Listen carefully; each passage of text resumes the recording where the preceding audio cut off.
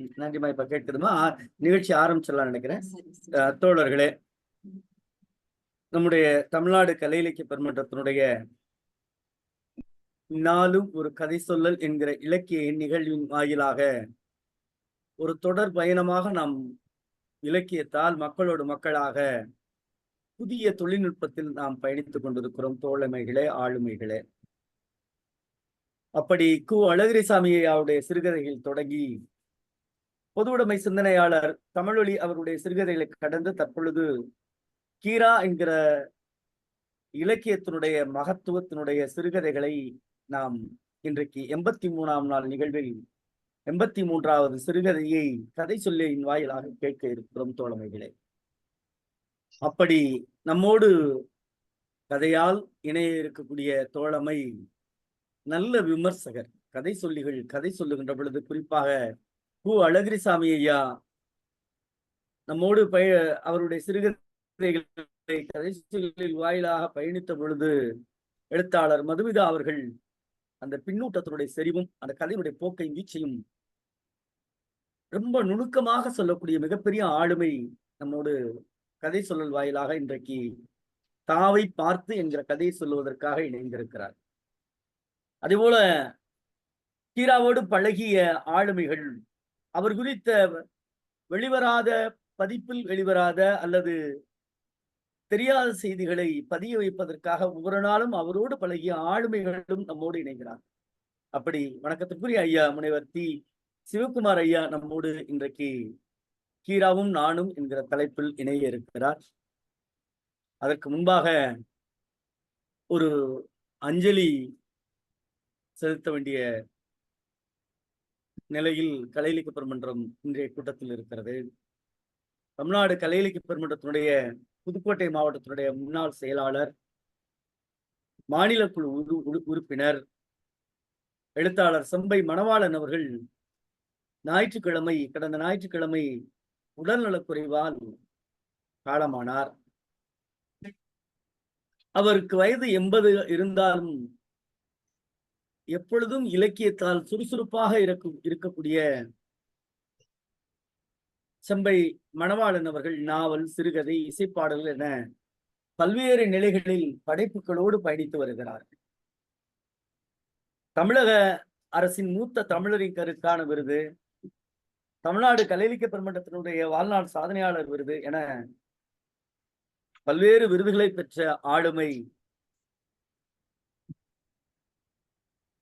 காலமானார் என்கிற செய்தி அதிர்ச்சி கலை இலக்கிய பெருமன்றத்திற்கு தந்துள்ளது.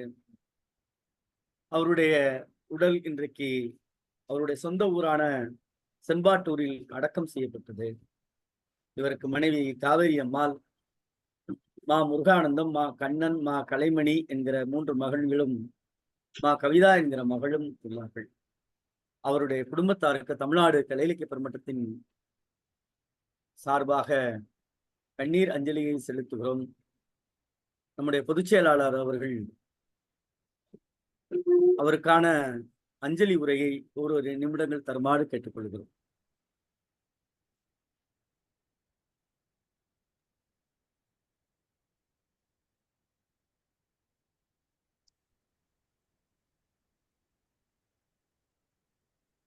தோழர்கள் அனைவருக்கும் வணக்கம். நேற்று அதிகாலை நமது செம்பை மணவாளன் தோழர் இயற்கை எழுதியுள்ளார். அவர் புதுக்கோட்டையில் பிறந்து ஒரு கட்டட தொழிலாளியாக இருந்து ஜெயகாந்தன், பரிணாம்,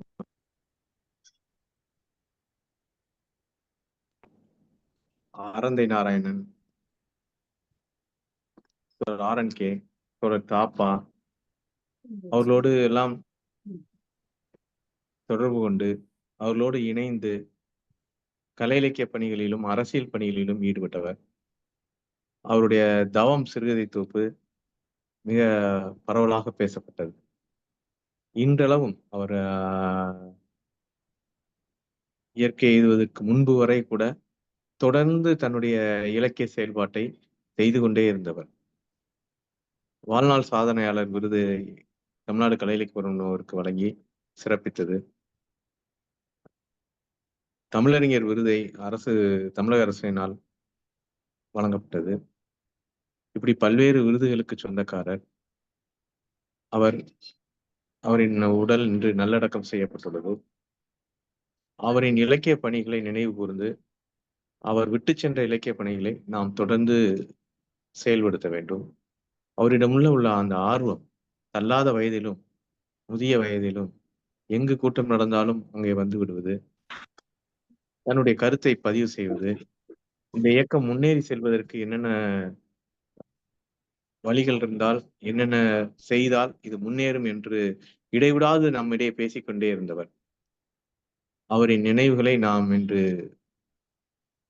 நினைவு கூறி அவர் விட்டு சென்ற பணிகளை நாம் தொடர வேண்டும். அதுவே அவருக்கு செய்யும் சிறந்த அஞ்சலியாக இருக்கும் என்று தெரிவித்துக் கொள்கின்றேன். நன்றி.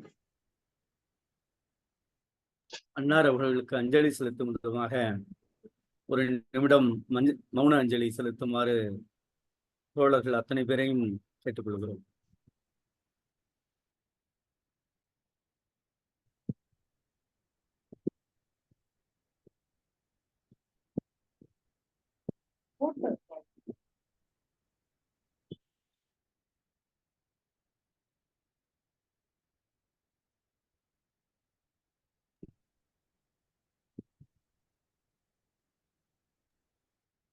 நன்றி தோழர்களே. இன்றைய நிகழ்வு தொடங்குகிறது. தொடக்கமாக வரவேற்பை தருமாறு நம்முடைய கலை இலக்கிய பெருமன்றத்துடைய பொதுச் செயலாளர் வணக்கத்திற்குரிய தோழமை மிக்க மருத்துவர் தா அரமையா அவர்களை அன்போடு கேட்டுக்கொள்கிறேன். அனைவருக்கும் வணக்கம். இடையே 2 நாட்கள் நாம் இந்த நிகழ்வை நடத்த முடியவில்லை. நமது மாநில குழு கூட்டமும் எட்டயபுரம் பாரதி விழாவும் இருந்ததனால் அந்த நிகழ்வு நடைபெறாமல் இருந்தது. எட்டயபுரம் பாரதி விழாவுக்கு வந்த தோழர்கள் தர்மபுரி, சேலத்திலிருந்து வந்தவர்களும், கோயம்புத்தூர், திருப்பூரிலிருந்து வந்த தோழர்களும் இடைச்செவலுக்கு சென்று கீராவின் வீட்டையும் கூவலசாமியினுடைய வீட்டையும் கண்டு வந்து அவர்கள் கண்ட அனுபவங்களை எல்லாம் நம்மிடையே சிலாகித்து பேசிக் கொண்டிருந்தனர். ஒருவர் பாஞ்சாலங்குறிச்சி கோட்டை வஉசியிடம் கயத்தார் சென்று விட்டு இடைச்செவலுக்கும் சென்று வந்திருக்கிறார். அவர் சொன்ன வார்த்தை, இடைச்செவலுக்கு சென்றது, தோழர் பிரபாகர் அவர்களை சந்தித்தது, அவரின் உபசரிப்பு, இதுதான் மனநிறைவை தந்தது என்று சொல்கிறார். அந்த அளவுக்கு இந்த கீராவோடும் இடைச்செவலோடும் இந்த நிகழ்வின் மூலமாக நம்முடைய தோழர்கள் நெருக்கமான உறவை கொண்டிருக்கின்றனர். அந்த வகையில் நாம் தொடர்ந்து கூவலசாமியை 110 கதைகளையும் இணைய வழியில் சொல்லி, அதுக்கு பின்பு தமிழொலியினுடைய 32 சிறுகதைகளையும் நாம் இந்த இணையவழியில் சொல்லி, இப்போது கீராவின் கதைகளினுடைய நிறைவு பகுதிக்கு வந்திருக்கிறோம். மிச்சமுள்ள கதை இன்னும் ஒன்றுதான் இருக்கும் என்று நினைக்கின்றேன். நம்முடைய 50வது நிகழ்விலிருந்து கீராவும் நானும் என்ற தலைப்பில் கீராவோடு பழகியவர்கள் தங்களுடைய அனுபவங்களை, எழுத்தில் வராத அனுபவங்களை பகிர்ந்து வருகின்றனர். அந்த வகையில் புதுச்சேரியைச் சேர்ந்த சிவகுமார் அவர்கள் இன்று நம்மிடையே உரையாற்ற வந்திருக்கார். இவர் புதுச்சேரியில் பணிபுரிந்தவர். கீரா புதுச்சேரியில் இருந்தபோது அவரோடு பழகி, அவரோடு நெருங்கி பழகி தோழர் எல்லை சிவகுமார் அவர்கள் தான் இவரை நம்மளுடைய இதுக்கு கீராவும் நானும் என்ற பகுதிக்கு இவரை அழைக்க வேண்டும், இவர் அவருடைய அனுபவங்களை தெரிவிக்க வேண்டும் என்று கேட்டுக்கொண்டிருந்தார். அதன் அடிப்படையில் நாம் அவரை கீராவின் அவரோடு பழகிய நினைவுகளை, எழுத்தில் வராத அனுபவங்களை, அது பல்வேறு வகைப்பட்டதாக இருக்கிறது. ஒவ்வொருத்தரும் ஒவ்வொரு விதத்தில் அவரோடு உறவு கொண்டு பழகியிருக்கிறார்கள். அந்த உறவின் பரிணாமங்களை எல்லாம் ஒவ்வொருத்தரும் அவர்களுடைய பாணியில் வரைந்து வருகிறார்கள். அந்த வரைந்து வந்த பாணியில் ஒரு புதுமையான ஒரு கீரா உருவாகி கொண்டே இருக்கிறார். அந்த உருவாகி கொண்டிருக்கும் கீராவினுடைய உருவத்தில் தன்னுடைய பங்கையும் சிவகுமார் அவர்கள் நம்மிடையே வழங்குமாறு கேட்டுக்கொள்கிறேன். நன்றி.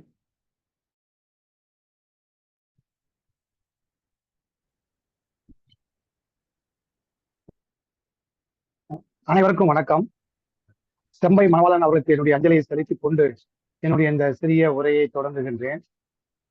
கீராவும் நானும் என்று தலைப்பில் பேசுவதை விட கீராவும் நாங்களும் என்றுதான் பேசியிருக்க வேண்டும். அதாவது நான், எனது துணைவியார் அருணா, எனது மகன் அரூப் சித்தார் மூவருமே கீராவோடு நெருங்கி பழகியவர்கள். அவருடைய நினைவுகளை இன்னமும் சுமந்து கொண்டிருப்பவர்கள். அந்த வகையில கீராவும் நாங்களும் என்ற இந்த தலைப்பை மாற்றிக்கொண்டால் பொருத்தமாக இருக்கும் என்பது என்னுடைய ஒரு சின்ன கருத்து. கீராவினுடைய இளைய மகன் திரு பிரபாகர் அவர்களுக்கும் என்னுடைய வணக்கத்தை தெரிவித்துக் கொள்கின்றேன். அவரை சந்தித்து ரொம்ப நாட்கள் ஆகிவிட்டன. 2-3 விஷயங்களை நான் பகிர்ந்து கொள்ளும் போது அந்த வருத்தம் உங்களுக்கு நிறைவில் தெரிய வரும். நீங்க தொடக்கத்திலிருந்தே சொல்லிட்டு இருக்கீங்க, எழுத்தில் பதிவு செய்யாத அனுபவங்களை பகிர்ந்து கொள்ளுங்கள் என்று. அது எந்த அளவுக்கு சரியாக இருக்கும் என்று எனக்கு தெரியவில்லை. ஏனென்றால் நிறைய அனுபவங்கள் எழுத்தோடு சேர்ந்ததாகவும் இருக்கலாம், எங்களது தனிப்பட்ட அனுபவங்களாக இருக்கலாம். எனவே நீங்கள் தனிப்பட்ட அனுபவங்களை மட்டுமே இந்த உரையினுடைய முக்கியத்துவமாக எடுத்துக்கொள்ளுமாறு கேட்டுக்கொள்கின்றேன். நான் பாண்டிச்சேரியில 1989 கீரா இங்கு வந்த முதல் நாளிலிருந்து அவரோடு தொடர்பு கொண்டு பழகி கொண்டிருக்கிறவர்களில் முக்கியமானவர்கள். அவரு முன்னாடி வருகை தரு பேராசிரியராக தமிழ் துறையில கானா சுப்பிரமணியம் அவர்கள் இருந்தார்கள். அப்போதே அவர் ஜமீன்தார் கார்டனிலே பல்கலைக்கழகத்துடைய ஒரு சிறப்பு விருந்தினர் இல்லத்துல தங்கி கொண்டு அவருடைய ஆய்வு பணிகளை செய்து கொண்டிருந்தார். அவ்வப்போது அவரை சந்தித்து பேசி கொண்டிருப்போம். அவர் ஒரு வருடத்திலேயே போதும் என்று சொல்லி கிளம்பிவிட்டார். பிறகுதான் அந்த இடத்திற்கு கி ராஜநாராயணன் அவர்களை அப்போதைய துணைவேந்தர் கி வெங்கட சுப்பிரமணியம் அவர்கள் வருகை தரு பேராசிரியராக நியமித்தார். அந்த தருணத்திலிருந்து அவரோடு எங்களுக்கு பழக்கம் ஏற்பட்டது. முன்னாடி இருந்தே அவருடைய கதைகள் படிச்சது எல்லாமே பழக்கம் என்றால் நேரடியாக அவரை பார்த்தது இங்க புதுச்சேரியில் வைத்துதான். நான் இடைச்செவலுக்கோ மற்ற இடங்களிலோ கீராவை பார்த்ததில்லை. புதுச்சேரிக்கு வந்த பிறகுதான் நாங்கள் தொடர்ந்து அவரை சந்தித்துக் கொண்டே இருந்தோம். பெரும்பாலும் நண்பர்களோடு தான் நாங்கள் சந்திப்போம். ரொம்ப 60 வயது போலத்தான் அவரை நாங்கள் சந்தித்தோம். அப்போது எங்கள் வயதை நீங்களே கணக்கிட்டுக் கொள்ளுங்கள். அந்த இளம் வயதிலேயே அவரோடு நாங்கள் மிகவும் சகஜமாக பேசி கொண்டிருப்போம்.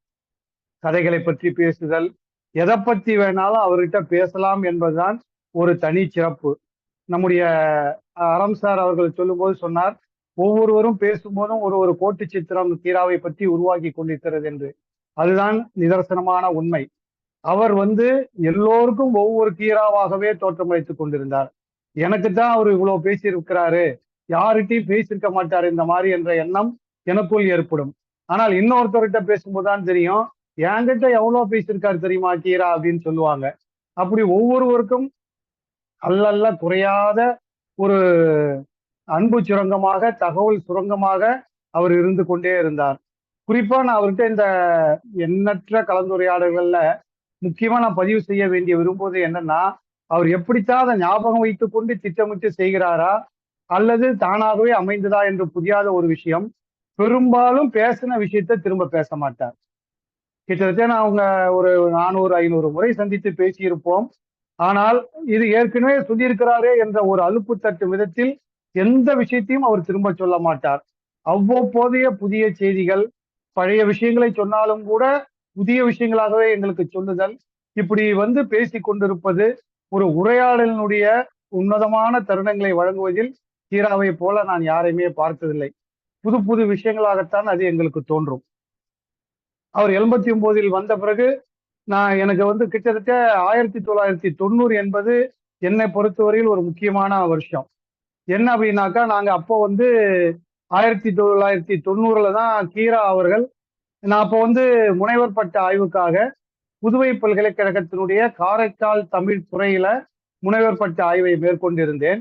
அப்போ நவீன திறனாய்வு நோக்கில் ஒரு குறிப்பிட்ட 5 நாவல்களை எடுத்துக்கொண்டிருந்தேன். குறிப்பா அமைப்பில் பின்னமைப்பியல் நோக்கில் ஆய்வு செய்வதற்காக.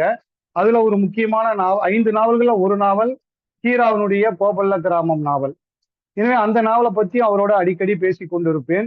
அந்த புதுவை பல்கலைக்கழகத்தினுடைய காரைக்கால் மைய தமிழ் துறையில நான் படித்துக் கொண்டிருக்கும் போது, ஆய்வு செய்து கொண்டிருக்கும் போது, மாணவர்கள் எல்லாம் MA மாணவர்கள், MPhil மாணவர்கள், PhD ஆய்வு மாணவர்கள் எல்லாம் சேர்ந்து 2 நாள் இலக்கிய திருவிழா நடத்தலாமாமோ அப்படின்னு முடிவு செய்து நாங்களே பணம் போட்டு ஒரு விழாவை நடத்தலாம் என்று திட்டமிட்டோம்.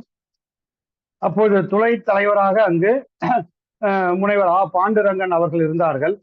கலந்து ஆலோசனை கூட்டம் ஒன்று போட்டிருந்தார்கள். யாரை கூப்பிடுறது, எப்படி நடத்தலாம், மாணவர்கள் நீங்கள் தான் நடத்துகிறீர்கள், ஆனால் பல்கலைக்கழக தமிழ்துறை வளாகத்தில் நடத்தும் போது எங்களுடைய நெறியாள்கையின்படிதான் நீங்கள் செயல்பட வேண்டும், எனவே என்னென்ன செய்து கொள்ளலாம் என்று திட்டமிடுவோம் என்பதை சொல்லி ஒரு ஆலோசனை கூட்டம் போட்டாங்க. அப்ப தொடங்கி வைக்கிறதுக்கு யாரை கூப்பிட்டா சிறப்பாக இருக்கும்னு எல்லாரும் பேசிட்டு இருந்தாங்க.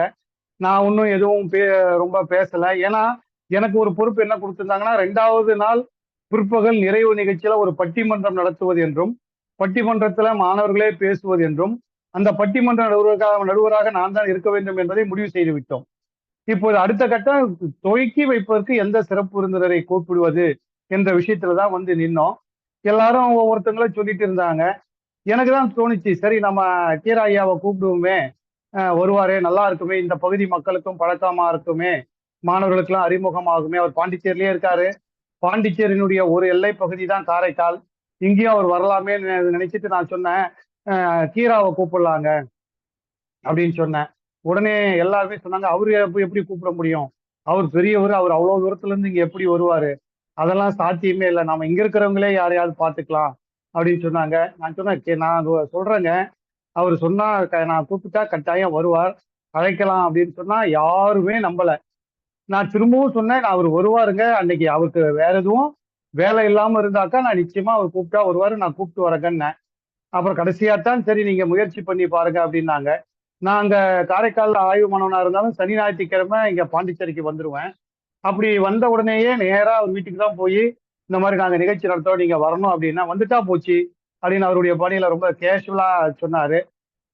அப்புறம் சொன்னேன், நான் வந்து நிகழ்ச்சி அன்னைக்கு துவங்கி வைக்கிறதுக்கு முதல் நாளே நான் வந்துடுறேன், நாம 2 பேரும் காலையில பஸ்ல போயிடலாம், நீங்க மதியானம் உணவு முடிச்ச பிறகு உங்களை கொண்டாந்து விட்டுட்டு நான் மறுநாள் காலையில போய்க்கிறேன், எனக்கு மறுநாள் மாலை நிகழ்ச்சி இருக்கு அப்படின்னு ஒத்துக்கொண்டார். அதே போல நாங்க 2 பேரும் பஸ்ல பேசிக்கொண்டே போயிட்டு துவக்க விழா நிகழ்ச்சியில பேசினாரு. துவக்க விழா நிகழ்ச்சியில அவ்வளோ கூட்டம் அந்த ஹால்ல நிரம்பி வழிந்தது. காரைக்கால்ல 2 கலை அறிவியல் கல்லூரிகள் இருக்கின்றன. ஆடவருக்கு 1, மகளிருக்கு 1. அதுல தமிழ் படிக்கிற மாணவர்கள், ஆசிரியர்கள் என நிறைய பேர் வந்து சேர்ந்துட்டாங்க, கீரா வராரு அப்படின்னு.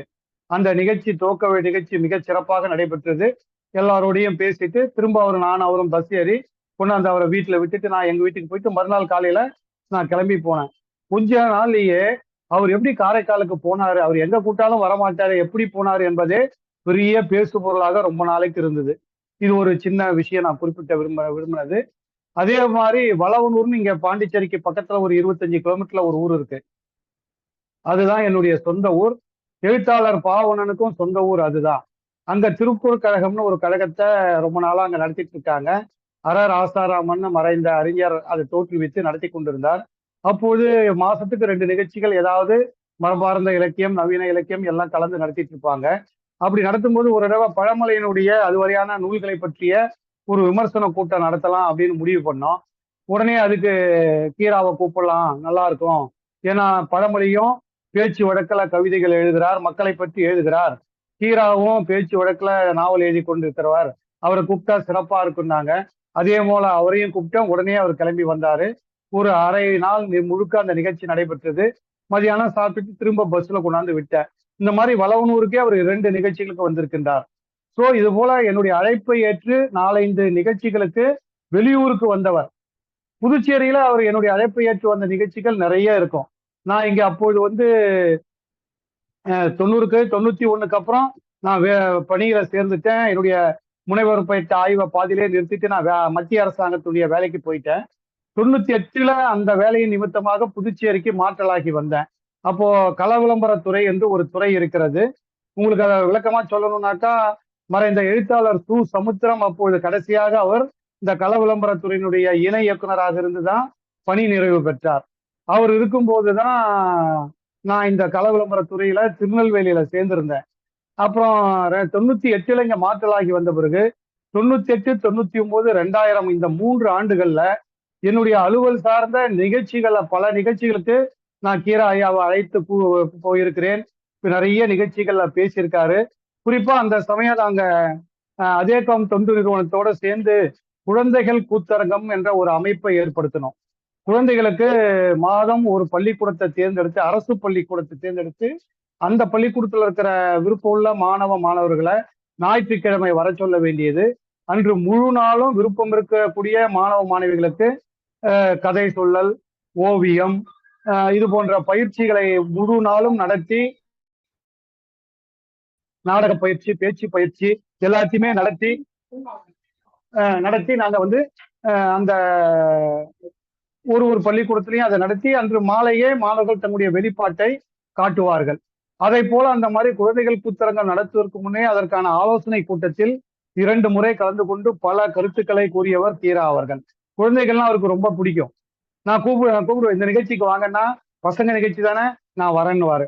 வந்தாருனாக்கா 2, 3 கதைகளை ஜாலியா பசங்க கிட்ட சொல்லிட்டு, அதுல சிறப்பா பங்கு பெற்றவர்களுக்கெல்லாம் சான்றிதழ்கள் வழங்கிட்டு அழகா கிளம்பி போவாரு.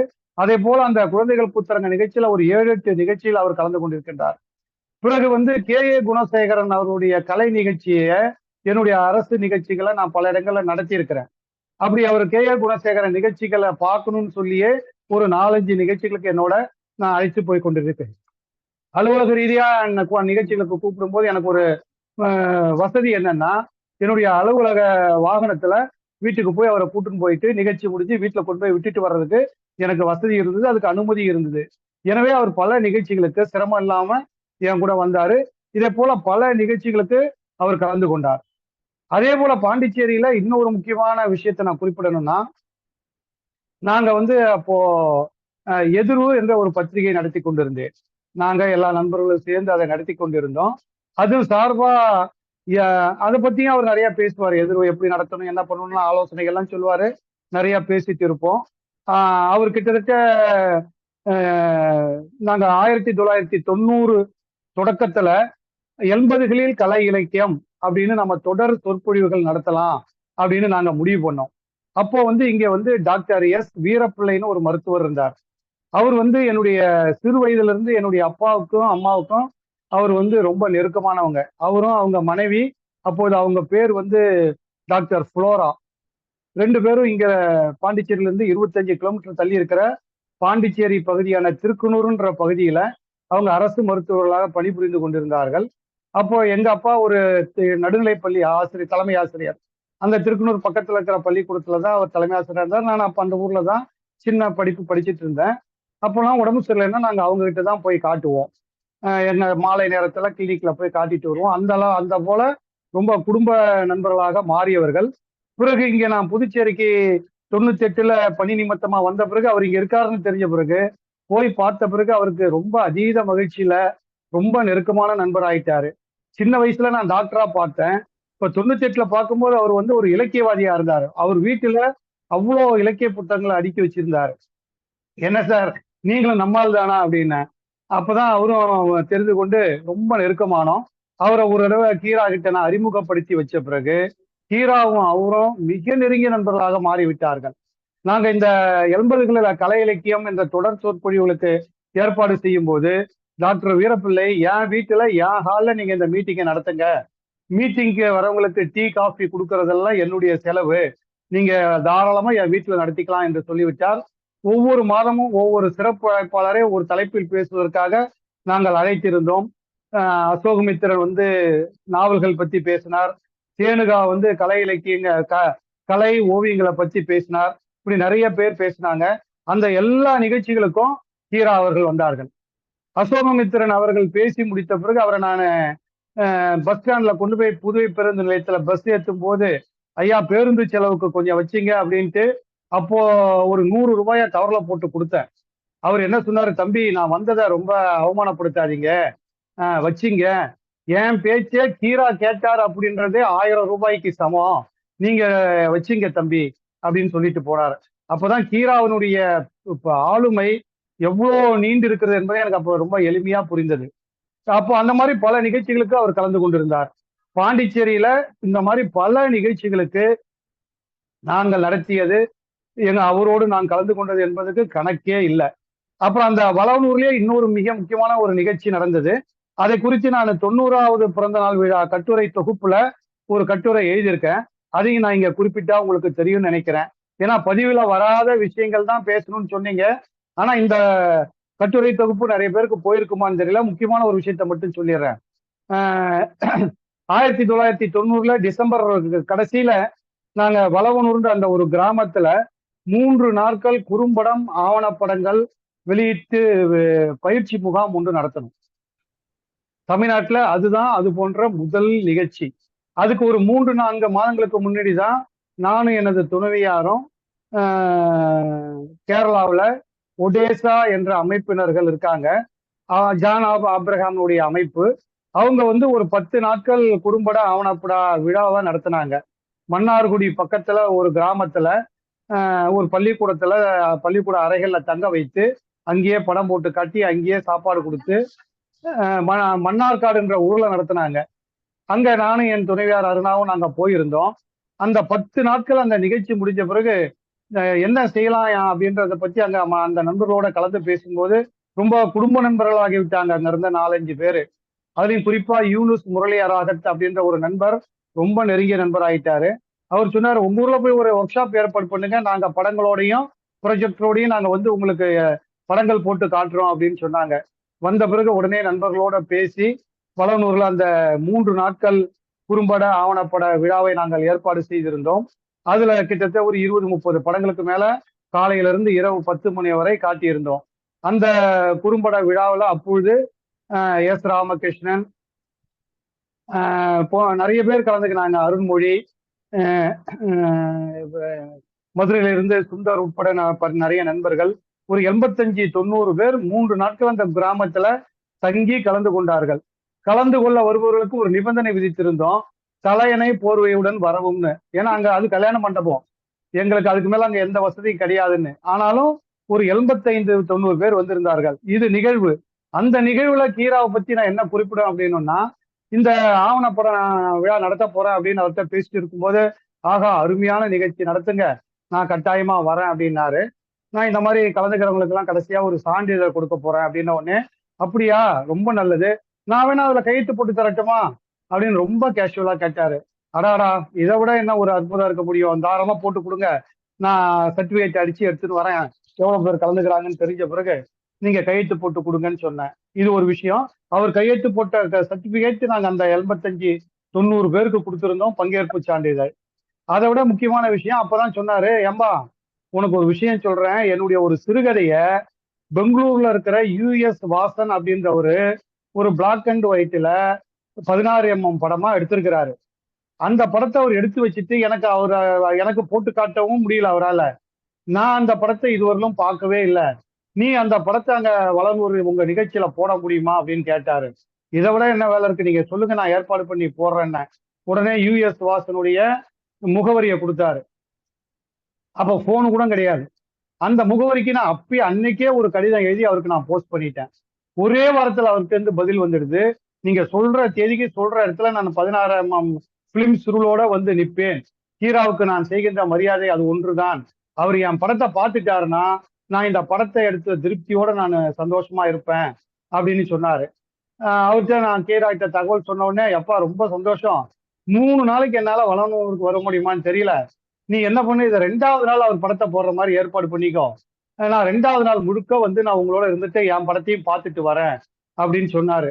யுஎஸ் வாசன் பெங்களூர்ல இருந்து வந்து சேர்ந்தார், கீராவும் பாண்டிச்சேரியில இருந்து வந்து சேர்ந்தார். அந்த படத்தை அவர் ரொம்ப ஆர்வமா முதல் தடவையா அந்த படத்தை பார்த்தார். அதுக்கப்புறமும் இன்னும் அந்த தமிழ் சூழல அந்த படம் திரும்ப திரையிடப்பட்டதா என்பது எனக்கு தெரியல. அந்த யுஎஸ் வாசனோட தொடர்ந்து கொஞ்ச நாளைக்கு தொடர்புல இருந்தோம். அப்புறம் அவருடைய தொலைபேசி எண் செயல்படாத போது அதுக்கப்புறம் தொடர்பே இல்லாம போய்விட்டது. அந்த பாலையா படமும் இருக்கா இல்லையா, பிரதி கிடைக்குமா என்பதும் எனக்கு தெரியல. இப்ப அண்மையில புதுவை இளவேனியல் கூட பேசிட்டு இருக்கும் போது, எப்படியாவது அந்த படத்தை நாம வாங்கணும் அப்படின்னு சொல்லிட்டு இருந்தாரு. சரி பார்ப்போம், யோசிப்போம் அப்படின்னு சொல்லிட்டு இருந்தேன். இது போல இதுவும் அவரை பற்றிய ஒரு மிக முக்கியமான ஒரு தகவலா நான் பதிவு பண்ண விரும்புறேன். அதுக்கப்புறம் வந்த புதுசுல அவருக்கு வந்து புதுச்சேரி இடங்களை பற்றி தெரிந்து கொள்வதில் ரொம்ப ஆர்வம், எல்லா இடங்களுக்கும் போய் இடங்களை பார்க்கணும் அப்படின்ட்டு. அப்போ வந்து அவருக்கு ஆரோவிலுக்கு பல தடவை போய் ஆரோவில் வாழ்க்கை முறைகளை பார்க்கணும், அங்க இருக்கிற இடத்தெல்லாம் பார்க்கணும்னு அவருக்கு ரொம்ப ஆசை. எங்களுக்கு கீரா வர்றதுக்கு முன்னாடி இருந்தே எங்களுக்கு அங்க கவிஞர் இரா மீனாட்சி வந்து எங்களுக்கு ஒரு குடும்ப நண்பர் தான். உடனே நாங்க மீனாட்சி கிட்ட சொன்னோம். உடனே முதல் நிகழ்ச்சியே அவருடைய வருகையை கோலாகலமா அவங்க அங்க ஏற்பாடு பண்ணியிருந்தாங்க. ஒரு குளோப்புக்கு போறதுக்கு முன்னாடி ஒரு பெரிய ஆலமரம் இருக்கும், அங்க விடுதிகள் பெருசு பெருசா இருக்கும், உட்கார கல் மேடைகள்லாம் இருக்கும். நேரம் அங்க கீராவை வர சொல்லிட்டு நாங்கெல்லாம் குரூப்பா தான் போனோம். அவங்களும் அங்க இருக்கிற அவங்களுடைய குழுவினர்களோட அவரை வரவேற்று அன்னைக்கு ஒரு 30-40 பேரோட அன்னைக்கு கீரா கலந்துரையாடுவதற்கு ஏற்பாடு செஞ்சுட்டு அவர் அந்த அப்பெல்லாம் குளோப்பு கட்ட தொடங்கி இருந்தாங்க. அப்போ அதையெல்லாம் பார்த்து விட்டு வந்தோம். திரும்ப 2-3 தடவை நான் அப்புறம் கீராவை மீனாட்சி அம்மா அக்காவுடைய வீட்டுக்கும் அவங்களுடைய பள்ளிக்கூடத்துக்கு அவங்க வந்து ஒரு இளைஞர் கல்வி மையம்னு நடத்திட்டு வராங்க. அந்த மையத்துக்கும் நாங்க ஒரு 4, 5 தடவை கீராவை கூட்டிட்டு போயிட்டு அங்க இருக்கிற எல்லா இடங்களையும் சுத்தி காட்டியிருக்கேன். அவர் ஆரோவில்ல தெரிஞ்சுக்கிறதுக்கு அவ்வளவு ஆர்வமாக இருந்தார். அது ஒரு விஷயம். மீனாட்சி அக்காவுக்கும் கீராவுக்குமே நல்ல தொடர்பு உண்டு. 2 பேருமே இலக்கியவாதிகள் அப்படின்னும் போது அவங்களுக்குள்ள ஒரு வேவ்லென்த்ல ரொம்ப அன்பா இருப்பாங்க. எப்போ எங்களை அவங்க பார்த்தாலும் கீராவை பத்தி விசாரிப்பாங்க. கீரா வந்து மீனாட்சி பத்தி விசாரிப்பார். இந்த இடத்துலயே நான் ஒண்ணு சொல்லணும். கீராவோட நாங்க நல்லா நெருக்கமா பழகுறோம் அப்படின்னு தெரிஞ்ச பிறகு ஒரு 2, 3 பேர் குறிப்பா நான் சொல்லணும்னா, என்ன வெளியில எங்க பார்த்தாலும் நல்லா இருக்கியா சிவகுமார்னு கேட்பாங்க. அடுத்தது வந்து நயினா எப்படி இருக்காருன்னு கேட்பாங்க. அந்த குறிப்பா கேட்கக்கூடிய ஒரு ஆளுன்னு சொல்லணும்னா, மிக நெருக்கமான நண்பர் கலாப்பிரியா. எப்ப அவரை நான் வெளியில சந்திச்சாலும் 1989க்கு பிறகு முதல் கேள்வி நல்லா இருக்கியா சிவகுமார், நயினா எப்படி இருக்கார்? இந்த 2 கேள்வியோட தான் எங்களுடைய உரையாடலே தொடங்கும். அந்த அளவுக்கு பாண்டிச்சேரி நான் உடனே அப்படின்னு சொன்ன உடனேயே கீராவைத்தான் கேட்க வேண்டும் என்பது பல எழுத்தாளருடைய மனசுல பதிந்திருக்கக்கூடிய ஒரு கேள்வி. அதே போல நண்பர் தமிழ்ச்செல்வனும் எப்ப பார்த்தாலும் கேட்பாரு, எங்க பார்த்தாலும் நைனா நல்லா இருக்காரா அப்படின்னு கேட்பாரு. நைனான்ற வார்த்தை அந்த நம்முடைய தெற்கு பகுதி எழுத்தாளர்கள் தான் கட்டாயமா உபயோகப்படுத்தக்கூடியவங்க. நம்ம கவிஞர் இளவேணியிலும் நானும் எப்ப நாங்க வெளியில எப்ப பேசிக்கினாலும் அப்போ நாங்க பேசிக்கிறது தாத்தா எப்படி இருக்காருன்னு தான். அவரு ரொம்ப அன்பா அவர் வந்து அவர் அப்பான்னு கூப்பிடுவாரு.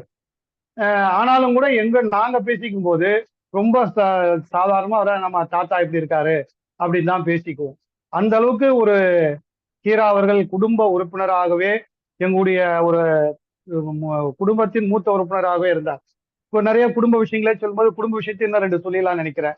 1992 ஜூன் மாசம்தான் எங்களுடைய திருமணம், எனக்கும் என்னுடைய துணைவியார் அருணாவுக்கும் திருமண வரவேற்பு புதுச்சேரியில் தான் நடைபெற்றது.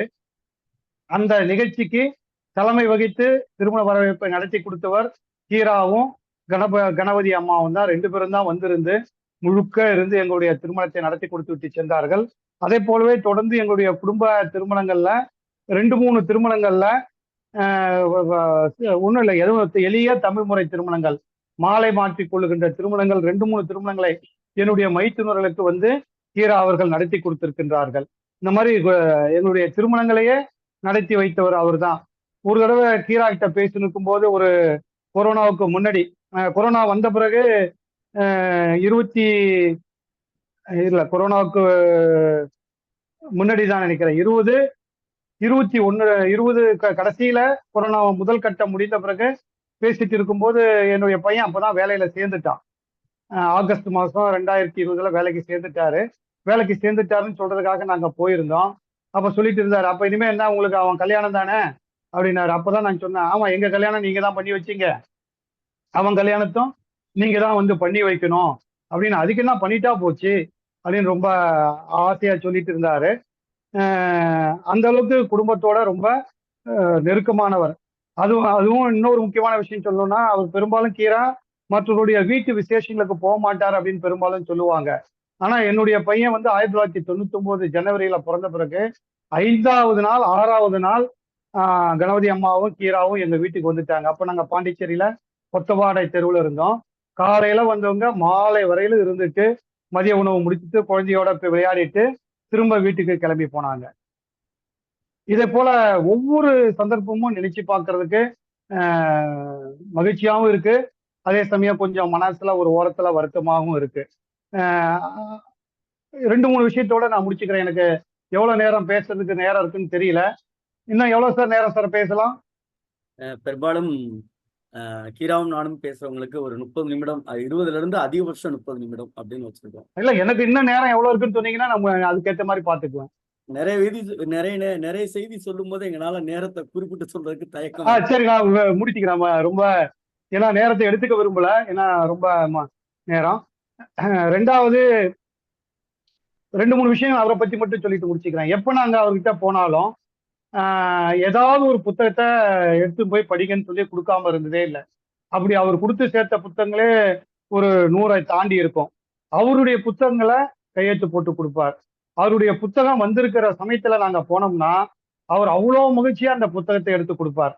ரொம்ப ஒரு குழந்தையை பெற்றது போல அந்த புத்தகத்தை, நல்லா வந்திருக்குல்ல, அட்டப்படம் நல்லா இருக்குல்ல, படிக்கிற மாதிரி இருக்குல்ல, நல்லா இருக்குல்ல அப்படின்னு ஒரு 10-15 நிமிஷம் அந்த புத்தகத்தை பத்தி அவ்வளோ சந்தோஷமா பேசி கொண்டிருப்பார்.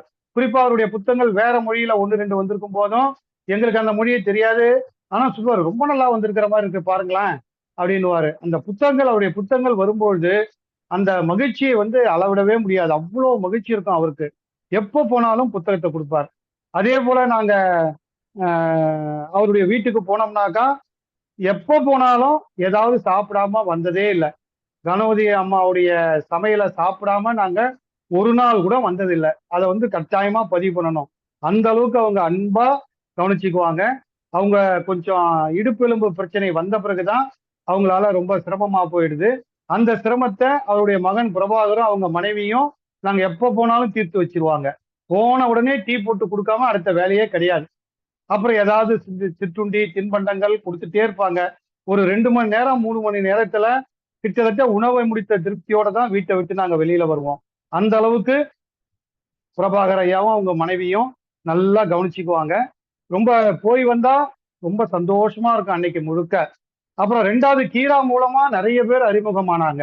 ஒரே ஒரு ஆளை மட்டும் சொல்லிட்டு நான் நிகழ்ச்சியை முடிச்சுக்கிறேன். சங்கர் பச்சான் அப்பதான் சினிமாவுக்கு அறிமுகம். கீராவை பார்க்கறதுக்கு அவர் வீட்டுக்கு வராரு. எனக்கு முதலே போன் பண்ணி, ஏம்பா நம்ம உங்க ஏரியாக்கார் ஒருத்தர் வராருப்பா, நீ ஃப்ரீயா இருந்தீனா வாயா வீட்டுக்கு அப்படின்னாரு. போனோம், அவரை அறிமுகப்படுத்தி வச்சாரு. அவரோட நல்லா பழக்கம் ஏற்பட்டது. அவருக்கு அதுக்கப்புறம் தான் கல்யாணமே நடைபெற்றது. கல்யாணம் அழைப்பதை கீராவுக்கும் கொடுத்தாரு, எனக்கும் கொடுத்தாரு. நாங்க கீரா எல்லாம் ஒரு கார் ஏற்பாடு செய்து கொண்டு நாங்க 2 குடும்பங்களும் அவருடைய கல்யாணத்துக்கு போயிட்டு வந்தோம். இன்றைக்கும் சங்கர் பச்சானுடைய தொடர்பு இருந்து கொண்டே இருக்கிறது. இப்போ அதாவது கீரா அவர்கள் ஒரு இணைப்பு பாலமாக இருந்தார், ஒரு அன்பின் வடிவமாக இருந்தார், ஒரு உரையாடல் களஞ்சியமாக இருந்தார். அதுதான் ரொம்ப முக்கியமானது. வெளியில மைக்கை கொடுத்து பேச சொன்னா அவருக்கு பேச வராது. மைக்கை எடுத்துட்டீங்கன்னா நல்லா பேசுவார். சாதாரணமா உரையாடல் பாணியில பேசிட்டு இருப்பாரு. மைக் அவருக்கு ஒரு பெரிய தடை. ஏன்னா மைக்கு கொடுத்து நான் ஒரு 20-30 நிகழ்ச்சியில பேச சொல்லி நான் கண்டறிந்த உண்மை. மைக் இல்லைன்னா சந்தோஷமா பேசுவார். அதை போல ஒரு கலந்துரையாடலிலே தன்னுடைய மனதை, எதிராளியினுடைய மனதை கரைத்து அன்பில் நிகழ்ச்சி செய்யக்கூடிய ஒரு பெரிய எழுத்தாளர். மிகப்பெரிய வருத்தம் எனக்கு, அவருடைய இறப்புல என்னால கலந்து கொள்ள முடியாமல் போய்விட்டது. அவர் 17ஆம் தேதி இறந்து விட்டார். இளவேனில் தான் போன் பண்ணி சொல்றாரு, 16ஆம் தேதி எங்க வீட்டுல எங்க 3 பேருக்கும் ஜுரம், 17 காலையில இருமல், 18 தான் நாங்க கொரோனா டெஸ்ட் எடுத்தோம், 19 கொரோனா பாசிட்டிவ். ஸோ அந்த 17ஆம் தேதி இருமல் ஜுரத்தோட நாம் அங்க போக வேண்டாம், நம்மால மற்றவர்களுக்கு பரவிட போகிறது என்று ரொம்ப மன கஷ்டத்தோட கொரோனாவோடு சேர்ந்து கீராவினுடைய மறைவு தந்த வழியோட நாங்க வீட்டுக்குள்ளேயே 14 நாட்கள் முடங்கி கிடந்தோம். எனவே அவரை கடைசி நேரத்துல பார்க்க முடியல என்ற வருத்தம் இன்றைக்கு வரும் மனசில் இருக்கிறது. கீரா நினைவுகளை இன்னும் எவ்வளவு நேரம் வேண்டுமானாலும் பேசிக் கொண்டிருக்கலாம். நேரத்தின் அருமை கருதி நான் நிறைவு செய்கிறேன். பேச வாய்ப்பளித்த கலை இலக்கிய பெருமன்றத்துடைய நண்பர்கள் அனைவருக்கும் வாய்ப்பை ஏற்படுத்தி கொடுத்த எல்லை சிவகுமாருக்கும் புதுவை இளவேனிலுக்கும் நன்றி கூறி விடைபெறுகிறேன். நன்றி, வணக்கம். பேராசிரியர் பேசுறத இன்னும் கேட்கலாம் போல இருக்கு. ஏன்னா யாருக்காவது நேரம் போயிடுச்சுன்னா இல்ல 20 நிமிடம் அப்படின்னு சொல்லுவான். ஆனா நீங்க சொல்லுகிற செய்திகள் எல்லாம் ஒரு மிகப்பெரிய ஆவணம். அவ்வளவு விஷயங்கள் கீரா ஐயா பற்றி இந்த மைக்கு கொடுத்தா அவர் பேச முடியாதுங்கிற செய்தியெல்லாம் ஒரு புது செய்தி. நம்ம ஒரு ஒரு ஒரு இலக்கிய தளத்திலே ஐயா பார்க்கிறோம். அவருடைய இயல்புகளை உங்களை போன்றவர்கள் சொல்லுகின்ற பொழுதுதான் ஒரு ஒரு ஒரு அவருடைய மகத்துவத்தை நம்மால் அறிய முடிகிறது. நன்றி பேராசிரியர் அவர்களே. நம்ம அடுத்தடுத்து போயிட்டு நிறைவு பகுதியில உங்களுடைய உரை பற்றி பேசலாம். அடுத்ததாக இன்றைய கதை சொல்லியாக நம்மோடு பயணிக்கக்கூடிய என் மனம் நிறைந்த கதை சொல்லி அம்மா மதுமிதா அவர்கள் இன்றைக்கு தாவை பார்த்து என்கிற கதையை சொல்லுமாறு கலை இலக்கிய பெருமன்றத்தின் சார்பாக கேட்டுக்கொள்கிறோம். ஆலைகள் செய்வோம், கல்வி சாலைகள் செய்வோம் என்றான் பாரதி. இப்போ இங்க வர்றதுக்கு முன்னாடி எல்லாத்தையும் மறக்க வச்சுட்டார் ஐயா சிவகுமார் அவர்கள். கீரா அவர்களை பத்தி பேசி எதையுமே இன்னும் கொஞ்சம் பேச மாட்டாங்களா, இன்றைக்கு நிகழ்வு முழுக்க அவங்களே பேசிட மாட்டாங்களா, நாம கதை சொல்லணுமா அப்படிங்கிற ஒரு இதை தோற்று வச்சுட்டாங்க. அந்த உரை ஆத்மார்த்தமா அவ்வளவு கீராவோடவே அவர் ஐயாவோடவே இருந்தது போல இன்னும் நம்முடைய நிகழ்வுகளை பகிர்ந்துக்க மாட்டோமா அப்படிங்கிற அளவுல இருந்தது. ஆனா அது தனி நாள்ல பாத்துக்கலான்னு கலை இலக்கிய பெருமன்றம் அனைவருக்கும் உறுப்பினர்கள் அறம் அவர்களுக்கு, கருமுருகன் அவர்களுக்கு, இங்கு ஐயா சிவசுப்பிரமணியன் ஐயா அவர்களுக்கு, வந்திருக்கும் அனைவருக்கும் வணக்கம் சொல்லி, இந்த வாய்ப்பளித்தவர்களுக்கு வணக்கம் சொல்லி நான் கதையை ஆரம்பிக்கிறேன். தாவை பார்த்து அப்படிங்கிற கீரா அவர்களுடைய கதை. போன தடவை நான் நிகழ்வுக்கு அழகிரிசாமி ஐயா நிகழ்வுல நான் முழுக்க எல்லா நிகழ்வுலையும் நான் மேக்சிமம் கலந்துட்டேன். இது கலந்துக்க முடியல, தவிர்க்க முடியாத காரணத்திலான ஒரு தவிப்பு எனக்கு இருந்துட்டே இருந்தது. இன்னைக்கு அந்த வாய்ப்பை கொடுத்ததற்கு நான் என்னுடைய நன்றியையும் நான் முதல்ல தெரிவிச்சிருக்கிறேன். கீரா அவர்களுடைய பல கதைகளை தினமும் கேட்கணும் அப்படின்னு நினைச்சிட்டு இருந்தேன். இன்னைக்கு இந்த வாய்ப்பு எனக்கு. தாவை பார்த்து அவருடைய சிறுகதை ஆரம்பிக்கிறப்ப அவருடைய அந்த வட்டார சொல்லு, அந்த சொல்லுக்கு தனியா கோர்த்து கொடுக்கறது, அதெல்லாம் சொல்ல முடியுமான்னு தெரியல. என்னுடைய வார்த்தையிலே சொல்லிடலாம் அப்படின்னு நினைக்கிறேன். குறை இருந்தால் பிழை இருந்தால் மன்னிச்சுக்கோங்க. முதல்ல அந்த ஊர்ல புது ஆள் ஒருத்தன் வர்றான். எங்க இருக்கிறான்? முன்னாடி இருக்கிற ஊர் மடத்துல படுத்திருக்கிறான் அப்படிங்கிற செய்தி இவங்களுக்கு வருது. தாக்கல் அப்படிங்கிறாரு அந்த செய்திய. அப்போ அது என்ன காலம்னா, வேலைக்கு ஆட்களே கிடைக்காத காலம். ஏப்பு சாப்பா இருந்த ஏதாவது ஒரு மொத்தமா வேலை செய்யற ஆள் இல்லைன்னாலும் அறகுறையா செய்யற ஆளாவது கிடைப்பாங்களா அப்படின்னா அதை தேடினாலும் கிடைக்கிற அளவு இல்ல அப்படிங்கிற மாதிரி இருந்த சமயத்துல அந்த ஊர் மடத்துல வந்திருக்கிற அந்த புதிய ஆள் ஜவான் மாதிரி இருப்பான் அப்படின்னு சொன்னாங்க. இத கேட்ட உடனே நாம முந்திட்டு போய் அந்த ஆளை புடிச்சிட்டு வந்துடணும், இல்லைன்னா வேற யாராவது அந்த ஆளை புடிச்சிட்டு போயிடுவாங்க. முக்கியமா யாரு? இந்த ஐயநாயக்கர் பிடிச்சிட்டு போயிடுவாரு அப்படின்னு வேக வேகமா ஊரு மடத்தை பார்த்துட்டு போயிட்டு இருக்கிறாரு சுப்பா நாயுடு. நாயுடும் இல்லாம நாயுண்டுன்னு தான் அவர் கொடுத்திருக்கிறாரு. இவர் அங்க போறாரு. போனா அங்க பார்த்த உடனே தெரியுது, ஆமா நாம கேள்விப்பட்டது ரொம்ப சரியா இருக்கு. படுத்திருக்கிற ஆளு வாட்ட சாட்டமா இருக்கான். என்ன பண்றாம ஒரு கந்தல் துணிய விரிச்சு அதுல மட்டமல்லாக்கப்படுத்திருக்கிறான் அந்த ஆடு. அவனுக்கு இங்க ஒரு மாசத்துக்கு உண்டான தாடி இருக்கு. கையை இப்படி மட்டமல்லாக்கப்படுத்த கையை இப்படி வச்சிருக்கிறப்போ அந்த உள்ளங்கை இருக்குல்ல, அந்த உள்ளங்கை காய்ச்சி இருக்கிறத பார்த்த உடனே சரி இது வேலைக்கான ஆள் தான் இவன் அப்படின்னு பாக்குறாரு. அந்த கந்தல் துணிக்கு வெளியில அந்த உடல் கிடக்கு. அந்த உறக்கத்திலேயே அதை கடந்து அவன் படுத்திருக்கலாம். பார்த்தா 30 வயசு இருக்கும். இவன் இப்படி தூங்குறானே, இவன் உடல் கட்டு இப்படி இருக்குதே அப்படின்னு சுப்பையா நாயுடுக்கு பொறாமையா இருக்கு. சரி இவன் என்ன ஆளா இருப்பான் நமக்கு தெரியலையே, சரியான ஜாதியா என்னன்னு தெரியல, முகத்தை பார்த்தாலும் நமக்கு தெரிய மாட்டேங்குது. ஒரு நம்ம தொட்டுக்கிற ஜாதியா இருந்தா அப்போ இதெல்லாம் அப்படியே எழுதியிருக்கிறாங்க. தொட்டுக்கிற ஜாதியா இருந்தா தண்ணி வெண்ணி இதெல்லாம் எடுத்தோதான ஆளா இருந்தா அவன் இருந்தா நல்லா இருக்குமே அப்படின்ட்டு இப்படி தூங்குறானே அப்படின்னு அவனுடைய தூக்கத்தையும் உறக்கத்தையும் இவர் பொறாமையோட பார்த்துட்டு இருக்கிறாரு. அந்த நேரத்துல அவன் மெல்ல புரண்டு படுக்கிறான். படுத்த உடனே சரி புரண்டு படுக்கிறான். அப்போ இது முழிப்பு இல்லாம இதுவும் இல்லாம இருக்குது, நம்ம மெதுவா எழுப்பிடலாம் அப்படின்ட்டு எப்படி எழுப்புறது அப்படின்னு செருமிட்டு எழுப்புறாரு. உடனே அவன் கண்ணு முழிச்சு பாத்துடுறான். பார்த்தா யாரோ பக்கத்துல இருக்கிறாங்க, ஒரு பெரிய மனுஷரா இருக்கிறாங்க அப்படின்னு எழுந்துட்டு ஓ காலையில ஆயிடுச்சா அப்படின்னு கண்ணெல்லாம் கசக்கிக்கிட்டு அந்த கந்தல் துணி எடுத்து முகத்தை தொடச்சுக்கிட்டு எல்லாம் பார்த்துட்டு அப்படி எழுந்து உட்கார்ந்து அந்த பெரிய ஆளை பாக்குறான். இவர் என்ன பண்றாரு? மெல்ல ஆரம்பிக்கிறாரு. எந்த ஊரு அப்படின்னு கேக்குறாரு. கேட்ட உடனே அவரு அந்த புதுசா வந்திருக்கிற ஆளு பதில் சொல்லணும்ல, கங்கரிசப்பட்டி ஊரு அப்படிங்கிறாரு. அந்த சொல்றப்பவே அந்த சொல்லு உச்சரிக்கிறப்போ இது தெலுங்கு ஸ்லாங்கா இருக்கு, இந்த நாக்கு தெலுங்கு பேசுற நாக்கு அப்படின்னு இவரு நினைச்சுக்கிட்டு தெலுங்குலயே மேல பேச ஆரம்பிக்கிறாரு. உன் வீட்டு பேர் என்னப்பா அப்படின்னு கேக்குறாரு. அப்புறம் அதை விசாரிச்சுக்கிறாரு. எல்லாம் தெரிஞ்ச உடனே ஆஹா அப்போ வீட்டு பேரை வச்சே இதுல சம்மந்தம் பண்ணலாமா, அண்ணன் தம்பி முறை இருந்தா சம்மந்தம் பண்ண முடியாது அப்படிலாம் தெரிஞ்சுட்டு சரி நீ சம்பந்தக்காரனாதான் இருக்கிற அப்படிங்கிறாரு. இதை மட்டும் கேட்கல, சரி இவனுக்கு கல்யாணம் ஆகல, வீட்டுல ஏதோ மன வருத்தத்தோட வந்துட்டான், நிலம் நீச்சு அப்படின்னு எதுவுமே இல்லை, அதனால என்ன பண்ணலாம் அப்படின்னு பார்த்துட்டு வேலைக்கு இருக்கிறவன் தான் என்ன பண்ணலாம் அப்படின்னு பார்த்துட்டு மெதுவா ஒரு ஒரு நிமிஷத்துல அது ஒரு நிமிட்டுலன்னு சொல்றாரு, ஒரு நிமிஷத்துல ஒரு நிமிட்ல அத கறந்துகிட்டாரு.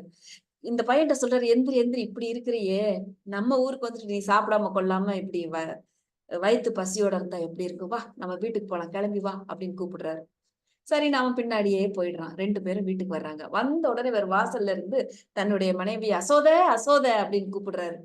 அப்படியே குரல்ல அப்படியே நான் ஒரு ஆளை புடிச்சிட்டு வந்துட்டேன் அப்படின்னு ஒரு கொண்டாட்டமாவும், ஒரு குதூகலமாவும், பெருமையாவும் அவரு கூப்பிடுறத பார்த்துட்டு அந்த அம்மா வர்றாங்க. வந்துட்டு ஒரு பரவதா பாக்குறாங்க. அவரை விட இந்த அம்மாவுக்கு கூர்மை ஜாஸ்தி. அப்போ பார்த்துட்டு சரி அப்படின்னு உள்ள கூப்பிட்டு சாப்பிட வச்சிடுறாங்க. இவன் சாப்பிட்டு முடிச்ச உடனே நாம சாப்பிட்டுட்டோம், என்ன பண்ணலாம்னு பின்னாடி போறப்பவே அந்த மாட்டு கொட்டில்ல சாணி எல்லாம் அள்ளாம இருக்கு. அந்த சாணிக்கு மேல மாடுகள்லாம், காளை மாடுகள்லாம் படுத்திருக்கு. ஐயையோ இப்படி சாணி அள்ளாம இருக்கே, காளை மாடுகள்லாம் படுத்திருக்குதே அப்படின்னு பார்த்துட்டு போய் நீ வேலை செய்யின்னு இவரும் சொல்லல, வீட்டு அம்மாவும் சொல்லல, நாயுடு ஐயாவும் சொல்லல, அம்மாவும் சொல்லல, அசோதா அம்மாவும் சொல்லல. போய் தானா போய் சாணி எல்லாம் அள்ளி கொட்டிட்டு அந்த பருத்திமாறு முடி அப்போ எவ்வளவு அழகா சொல்றாங்க, பெருக்குமாறு அதுல இருந்தது அப்படிங்கிறத சொல்றாரு. அதையும் வச்சுட்டு கூட்ட தொடங்கிட்டான். இதெல்லாம் முடிஞ்சாச்சு. எல்லாம் வேலை செஞ்சு இவன் வேலை செய்யறது அவர் நோட்டை விட்டுட்டே இருக்கிறாரு. சரி இது வேலை செஞ்ச கை இப்படித்தான் இருக்கும் அப்படின்னு அவர் கண்டுபிடிச்சுக்கிறாரு. அன்னைக்கு வேலையை முடிச்சுட்டு இங்க போய் இறைச்சி குளிப்பாங்க இல்லையா, அந்த கிணறுல போய் இறைச்சி குளிச்சுட்டு திரும்பி வந்துடுறான். இப்ப அவன் உடம்பும் எப்படி இருக்குதுன்னா, வேலை செஞ்சதும் சரி, அந்த உடம்பும் சரி, பிடைச்சது போல லேசா இருக்குது அப்படின்னு அதுல குறிப்பிட்டிருக்கிறாரு. இது மாதிரி பல இடங்கள்ல ரொம்ப சிறப்பா அவர் சொல்லியிருக்கிறாரு. இப்போ அதை முடிச்சுட்டு அங்க குளிச்சுட்டு வந்தாச்சு. இங்க வந்து உடம்பும் மனசும் லேசா இருக்கு. இங்க சாப்பிட சாப்பாடுக்கு உட்கார்ந்துட்டு இருக்கிறப்போ சாப்பிட்டுட்டு இருக்கிறாரு. மறுசாதம் வைக்கிறப்போ அப்படின்னு சொல்றாங்க. அதாவது முதல்ல சாப்பாடு வச்சுட்டு சாப்பிட்டுட்டு அது முடிஞ்ச பிறகு இன்னும் சாப்பாடு வைக்கிறப்போ பாத சரம் அணிந்த அப்படின்னு குறிப்பிடுறாரு. சலங்க போட்டிருப்பாங்கல்ல, கால் சதங்க, அதற்கு அப்படி சொல்றாரு போல இருக்கு. அப்போ அந்த ஒரு பாதம் மட்டும் இங்குட்டும் அங்குட்டும் போகுது. அது ஒரு வாசனை புது வாசனையை காட்டுது அப்படிங்கிறத குறிப்பிடுறாரு. இப்போ வேலை சாப்பிடணும், வேலை சாப்பிடுற நேரம் தூங்குற நேரம் தவிர எப்ப பார்த்தாலும் வேலை, மித்த நேரம் எல்லாமே வேலை அந்த வீட்டுல அவனுக்கு. அப்போ இப்படி இப்படி இப்படி வேலை பண்றோமே என்ன சம்பளம் கொடுப்பாங்க அப்படின்னு யோசிக்கிறாரு. அப்புறம் அதை பத்தி இதுவாரு இவ்வளவு கொடுப்பாங்களா அவ்வளவு கொடுப்பாங்களான்னு பார்த்துட்டு அவன் எதுவும் கவனிக்கல. ஏன்னா வீட்டுல இருக்கிறவங்க அம்மாவும் சரி ஐயாவும் சரி ராமையா ராமையா அப்படின்னு வாய் நிறைய கூப்பிடுறாங்க. இவனும் அவங்கள அத்தை மாமன் அப்படின்னு அவர் முதலே சொல்லிட்டாருல, சம்பந்தப்பட்ட இதுன்னு அத்தை மாமன் தான் கூப்பிடுறாரு. சாப்பிடுறப்ப மட்டும் அந்த மறுசோறு வைக்கிறப்போ அந்த பாத சரம், அந்த சலங்கை அழிந்த அந்த பொண்ணு வர்ற அந்த இளம் பாதம் தெரியுது. ஏன்னா முகத்தை பத்தி அவர் பேசவே இல்லை, பாதம் மட்டும்தான் தெரியுதுங்கிறாரு. அடுத்து சொல்றாரு, பரிமாறுறப்ப அந்த இந்த கையில நீல ப்ளூ கலர்ல ஒரு மச்சை இருக்குது, நீல நிறத்துல ஒரு மச்சை இருக்குது குறிப்பிடுறாரு. அப்போ அது பரிமாறும் போது, அவள் அப்படின்னு சொல்லல, எதுவும் சொல்லல, அது பரிமாறும் போது அப்படிங்கிறாரு. அது எந்த காரணத்தினாலன்னு தெரியல. சரி இப்போ ஊர்வாயை மூட முடியாது, உளமாய மூட முடியாது அப்படிங்கிறது மாதிரி இவன் கம்மாய் கரைக்கு போறப்போ, கிணத்து பக்கம் போறப்போ இருக்கிற ஆளுங்கள்லாம் பார்த்துட்டு, ஓ புதுசா ஒரு ஆளு வேலைக்கு வந்தாச்சு, இவனுக்கு என்ன சம்பளம் அந்த நாயுடு கொடுக்குறாரு அப்படின்னு எல்லாமே கேக்குறாங்க. இவனுக்கே ஒன்னும் சொல்ல முடியாது, இவனுக்கே தெரியல, இப்பதான் வந்திருக்கிறான். வீட்டுல வந்து அசோதை அம்மாட்ட சொல்லிடுறான். சொன்னோன்னா அந்த அம்மாவுக்கு வாயில வராத திட்டெல்லாம் வருது. ஆனா இவங்க முன்னாடி எப்படி திட்ட முடியும், வேத்த ஆளா இருக்கிறான், கணவனா இருந்தாலும் திட்டி விட்டுருவான் அப்படின்னுட்டு கொஞ்சம் சுமூகமான வார்த்தை இல்ல, இப்படி ஏன் இப்படி பண்றாங்க அப்படிங்கிறத ஒரு நாசுக்க வேற ஏதோ வார்த்தை போட்டு திட்டிடுறாங்க அந்த அம்மா. இப்போ இது இவங்க 2 பேரும் அவர் வந்து சொல்றாரு, இப்படி வெளியில கேட்டாங்கன்னு இந்த அம்மா திட்டிடுறாங்க. இது முடிக்கிறப்போ வெளியூருக்கு போன ஐயா நாயுடு ஐயா வர்றாரு. வெளியூர் போயிட்டு அப்படியே அடுப்பா இப்படி வந்து உள்ள வர்றப்பவே இந்த அம்மா ஆரம்பிச்சிடுறாங்க, ஏங்க இப்படி எல்லாம் நடக்குது சொன்ன உடனே அவருக்கு உள்ள வரப்பவே கோவம் வந்துடுது. நான் எவ்வளவு சம்பளம் கொடுத்தா இவங்களுக்கு என்ன, நான் கொடுப்பேன் கொடுக்காம இருப்பேன், நான் நினைச்சா என் பொண்ணை கூட கட்டி கொடுப்பேன் அப்படின்னு என்னதெல்லாமோ சொல்லிட்டு ஊர்க்காரங்களை வஞ்சிட்டு அப்படியே உள்ள வராரு. உள்ள போயிட்டு கத்திட்டு நல்லா கத்திட்டு வீட்டுக்குள்ள போறாரு. போய் அதை சட்டையை கழட்டி அதை போடுறப்போ உள்ள இருந்து பர்ஸு கீழே விழுந்துடுது. இந்த அம்மா மெதுவா அதை எடுத்து பாக்குறாரு. எவ்வளவு இருக்குது, எவ்வளவு எடுத்துட்டு போனாரு, எவ்வளவு மீதி இருக்குது அப்படின்னு மெதுவா பார்த்துட்டு, சரி போனீங்களே என்னாச்சு அப்படின்னு கேக்குறாங்க. என்னன்னா இந்த மகளுக்கு சம்பந்தம் பேச போயிட்டு வந்திருக்கிறாரு. அப்ப இவர் மெல்ல சொல்றாரு, மாப்பிள்ளை வீட்டுக்காரங்க ரொம்ப ஆசைப்படுறாங்க. என்ன அப்படின்னு கேட்டா 30 பவுன் வேணும். 30 பவுன் உடனே இவங்களுக்கு மனசு ரொம்ப கஷ்டமாயிடுச்சு. ஐயோ குழந்தைக்கு பிரகாசமான எதிர்காலம் இருக்கும்னு நினைச்சா 30 பவுன் கேக்குறாங்க, இருட்டா போச்சே வாழ்க்கை அப்படின்னு அவங்களுக்கு இதாயிடுது. இப்போ அது ஒரு ஆடி மாசம், பின் நிலவு நேரம். அன்னைக்கு குப்பையடி பண்ணிருக்கிறாங்க. இந்த குப்பையடி நடக்கிறப்போ தன்னுடைய வேலையாட்களை மட்டும் இல்ல, இவரும் போய் குப்பை அடிச்சுட்டு சுப்பராய நாயக்கர் போய் அப்படியே அந்த அலுப்புல மத்தியானம் போய் கம்மா கரையில போய் படுத்துக்கிறாரு. அந்த மரநிழல் என்ன மரம்னு குறிப்பிடல, அந்த மரநிழல்ல படுத்திருக்கிறாரு. துண்டை விரிச்சு போட்டு அவர் அப்படியே படுத்திருக்கிறாரு. இப்போ தூக்கமும் இல்ல, அலுப்பு தீரமும் இல்ல அப்படிங்கிறது சொக்குறப்போ அப்பதான் அந்த ஐநாயக்கரை முதல்ல சொன்னாங்க இல்லையா, யாரு பார்த்தாலும் பார்க்க காட்டலும் அந்த ஆளை நாம பிடிக்கிறதுக்கு முன்னாடி ஐநாயக்கர் போனா புடிச்சிட்டு வந்துருவாரு அப்படின்னு போனாருல, அவர் வந்திருக்கிறாரு.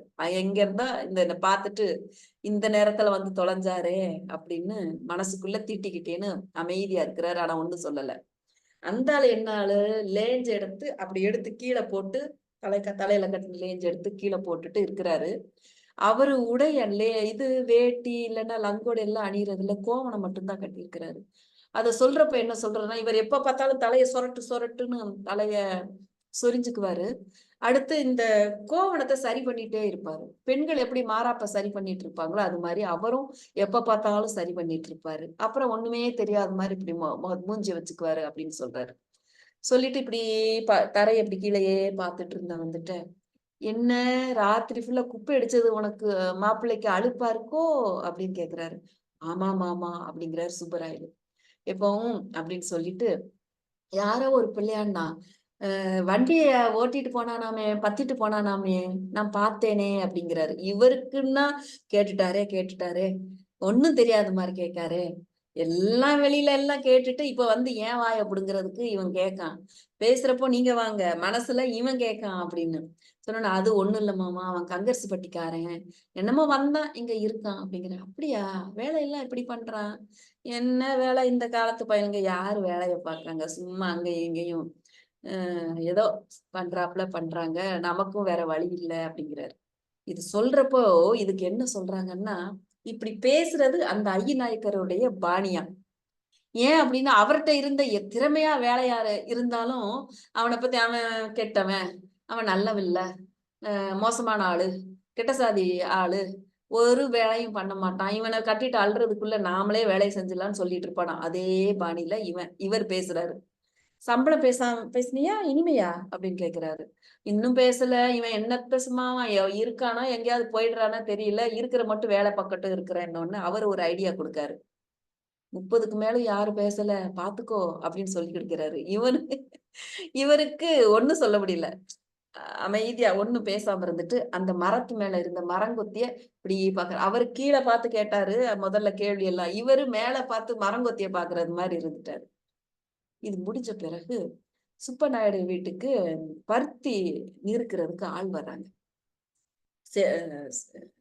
செல்லையா நாயக்கர் அப்படிங்கிற பருத்தி வியாபாரி வர்றாரு. இந்த சம்சாரிங்க வேலை ஒரு விதமா இருக்கு. இது இந்த இடையில இருக்கிற வியாபாரிக்கு கொண்டு போய் மில்லுல விக்கிறாங்க. ஆனா விலை வந்து பருத்தி சம்சாரிகளுக்கு குறைவா இருக்கு, இவங்களுக்கு வியாபாரிக்கு அதிகமா இருக்கு.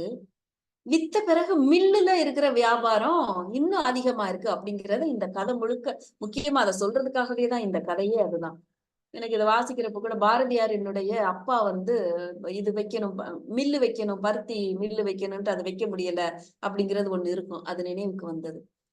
இப்போ இது அந்த கிராமத்திலேயே கொஞ்சம் வெள்ளை சொல்லையுமா அவர் இருப்பாரு.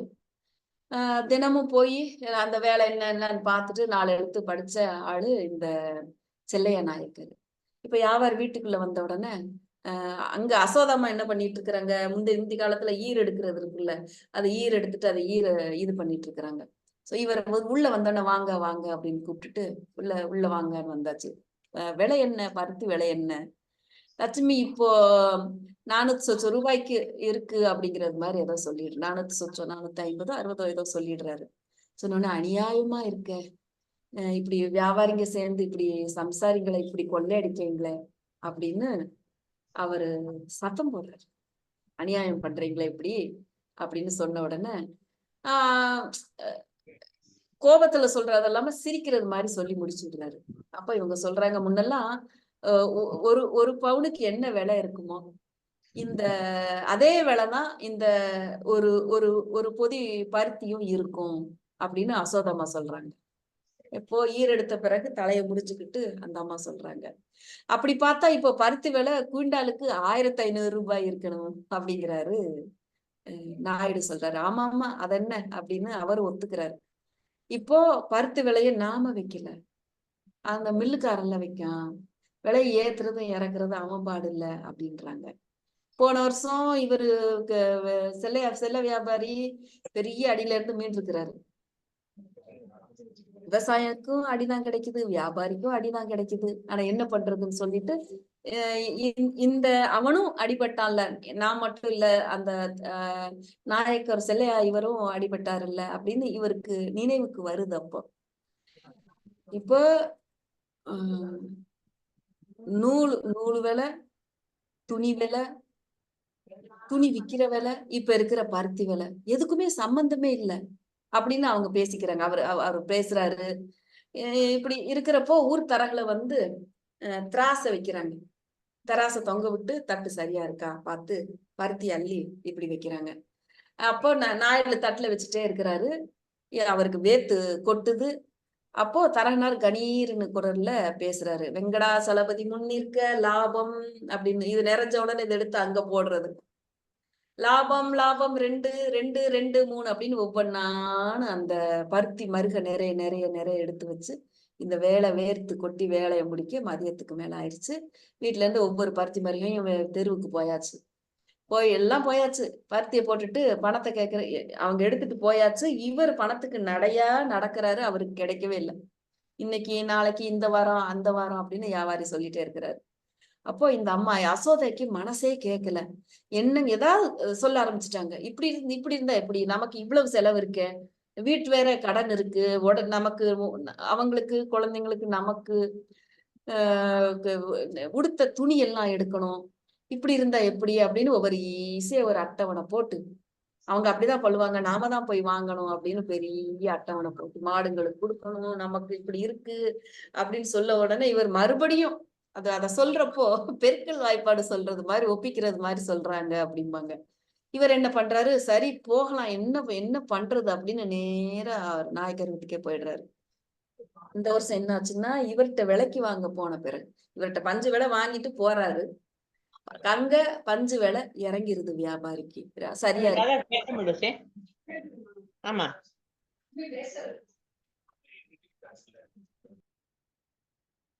என்னது ஒண்ணும் இல்ல, நீங்க தொடருங்க. நீங்க தொடருங்க அதெல்லாம் ஒண்ணு.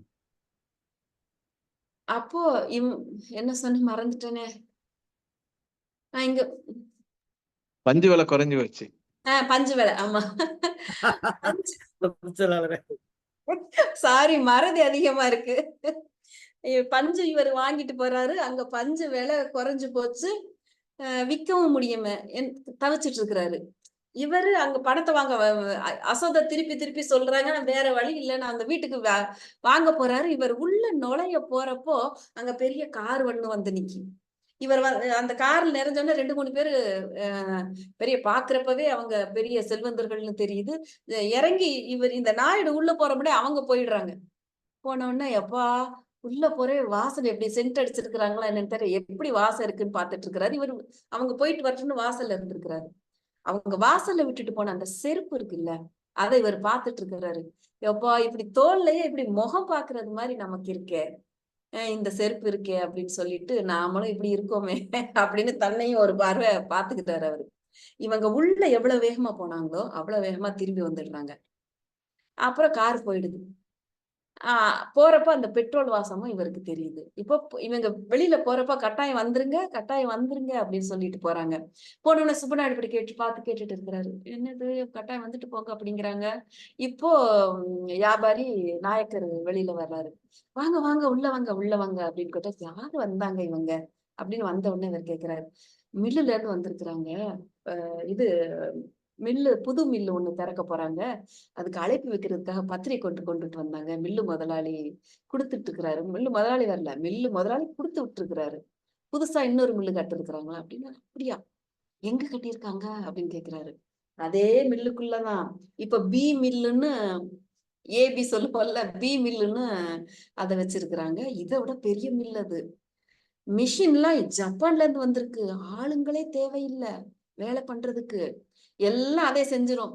நூல் நூக்குதா, நெசவு பண்ணுதா, சேலை இது பண்ணுதா, மடிச்சு வைக்குதா, பண்டல் பண்ணுதா, எல்லாமே மனுஷங்க தேவையில்ல. மிஷினே எல்லாம் பண்ணிடும். அப்படி அட்டா போடுறது இவ்வளவு நல்லா இருக்கே, இப்படியா, ஆஹா அப்படின்னு 2 பேரும் சந்தோஷமா கொஞ்ச நேரம் பேசியிருக்கிறாங்க. அவ்வளவுதான். ஒரு நிமிஷம், அரை நிமிஷம் முடிஞ்ச உடனே இவர் வந்து எனக்கு பருத்தி போட்டேன்ல, எனக்கு பணம் கொடுங்க அப்படிங்கிறாரு. இப்ப கொஞ்சம் கொடுக்க, வாங்கிட்டு போயிடுங்க, கொஞ்சம் தான் இருக்கு அப்படின்னு கொஞ்சமா கொடுக்காரு. இது என்ன, இது எப்படி வாங்கிட்டு போய் நான் என்ன பண்ணேன், ஓதவா அப்படின்னு கேட்காரு. கேட்டோட நான் என்ன செய்யறேன்னா, பொறுத்துக்கோங்க, நான் பொறுத்துட்டு நான் கொடுத்துடுறேன், நீங்க போங்க அப்படின்னோடனே கிடைச்சதை வாங்கிட்டு இதாவது கிடைச்சதே அப்படிங்கிற இதுல அவர் வாட்டுக்கு போறாரு. போறப்போ அவருக்கு எதுவுமே இதாகல. ஐயோ நான் நினைச்சதும் கிடைக்கல, வீட்டுக்கு போய் அந்த அசோதாக்கு பதில் சொல்லணும் அப்படின்னு இந்த மனநிலையே போறாரு. திரும்பி வர்ற வழியிலதான் ஐநாயக்கர் வீடு. அங்க இவர் வீட்டுல எப்படி அங்க போட்டாங்க, ஒரு தராசு வச்சு அளந்து பருத்தி இது போட்டு சொன்னாங்களா, அதே மாதிரி அவர் வீட்டுல ஐநாயக்கர் வீட்டுல பருத்தி எடை போட்டுட்டு இருக்காங்க. இப்படி திரும்புகிற அந்த அந்த அந்த முக்கு அவர் இப்படி திரும்பி போறாரு. அப்பவே கணீர்னு ராகம் போட்டு வெங்கடாஜலபதி முன்னிற்க லாபம் அப்படின்னு இவங்க வீட்டுல சொன்னாங்கல்ல, அதே போல அப்படின்னு அதே இவங்க வீட்டுல அதுல லாபம் லாபம் 2 2 2 3 அப்படி போகும். இதுல அது சொல்லல, அந்த ராகத்தை மட்டும் அவர் கேக்குறாங்க. அதுவே இவருக்கு எரிச்சலை கொடுக்குது. முன்னிற்க என்னத்த முன்னிற்க, அந்த வெங்கடாஜலபதியும் இந்த வெங்கடாஜலபதியோட மில்லும் தான் முன்னாடி போகுது. நான் அவனுக்கு மாசம் 50 லட்சம் 60 லட்சம்னு வருது உண்டியல்ல. அவனுக்கு 50 லட்சம் 60 லட்சம் உண்டியல்ல விழுது. இந்த மில்லுக்காரனுக்கு இவங்களுக்கும் 50 கோடி 60 கோடின்னு லாபம் வருது.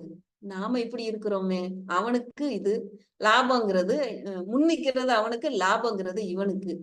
நாம என்ன பண்றது அப்படின்னு நினைச்சிட்டு அந்த முக்க திரும்பி அய்யனார் வீட்டுக்கு அப்படி போய்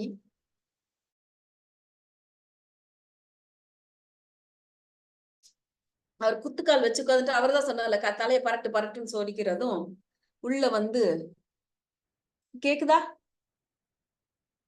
கேக்குதா கேக்குது, சொல்லுங்க சொல்லுங்க. அவர் எப்பயும் போல அந்த என்ன அந்த தலையை பரட்டு பரட்டுன்னு பண்ணிக்கிறாரு. கோமணத்தை இழுத்து கட்டிக்கிட்டே இருக்கிறார்.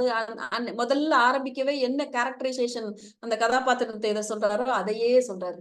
அவர் பண்ணிட்டு இருக்கிறது இவருடைய கண்ணுல இப்படி பட்டது.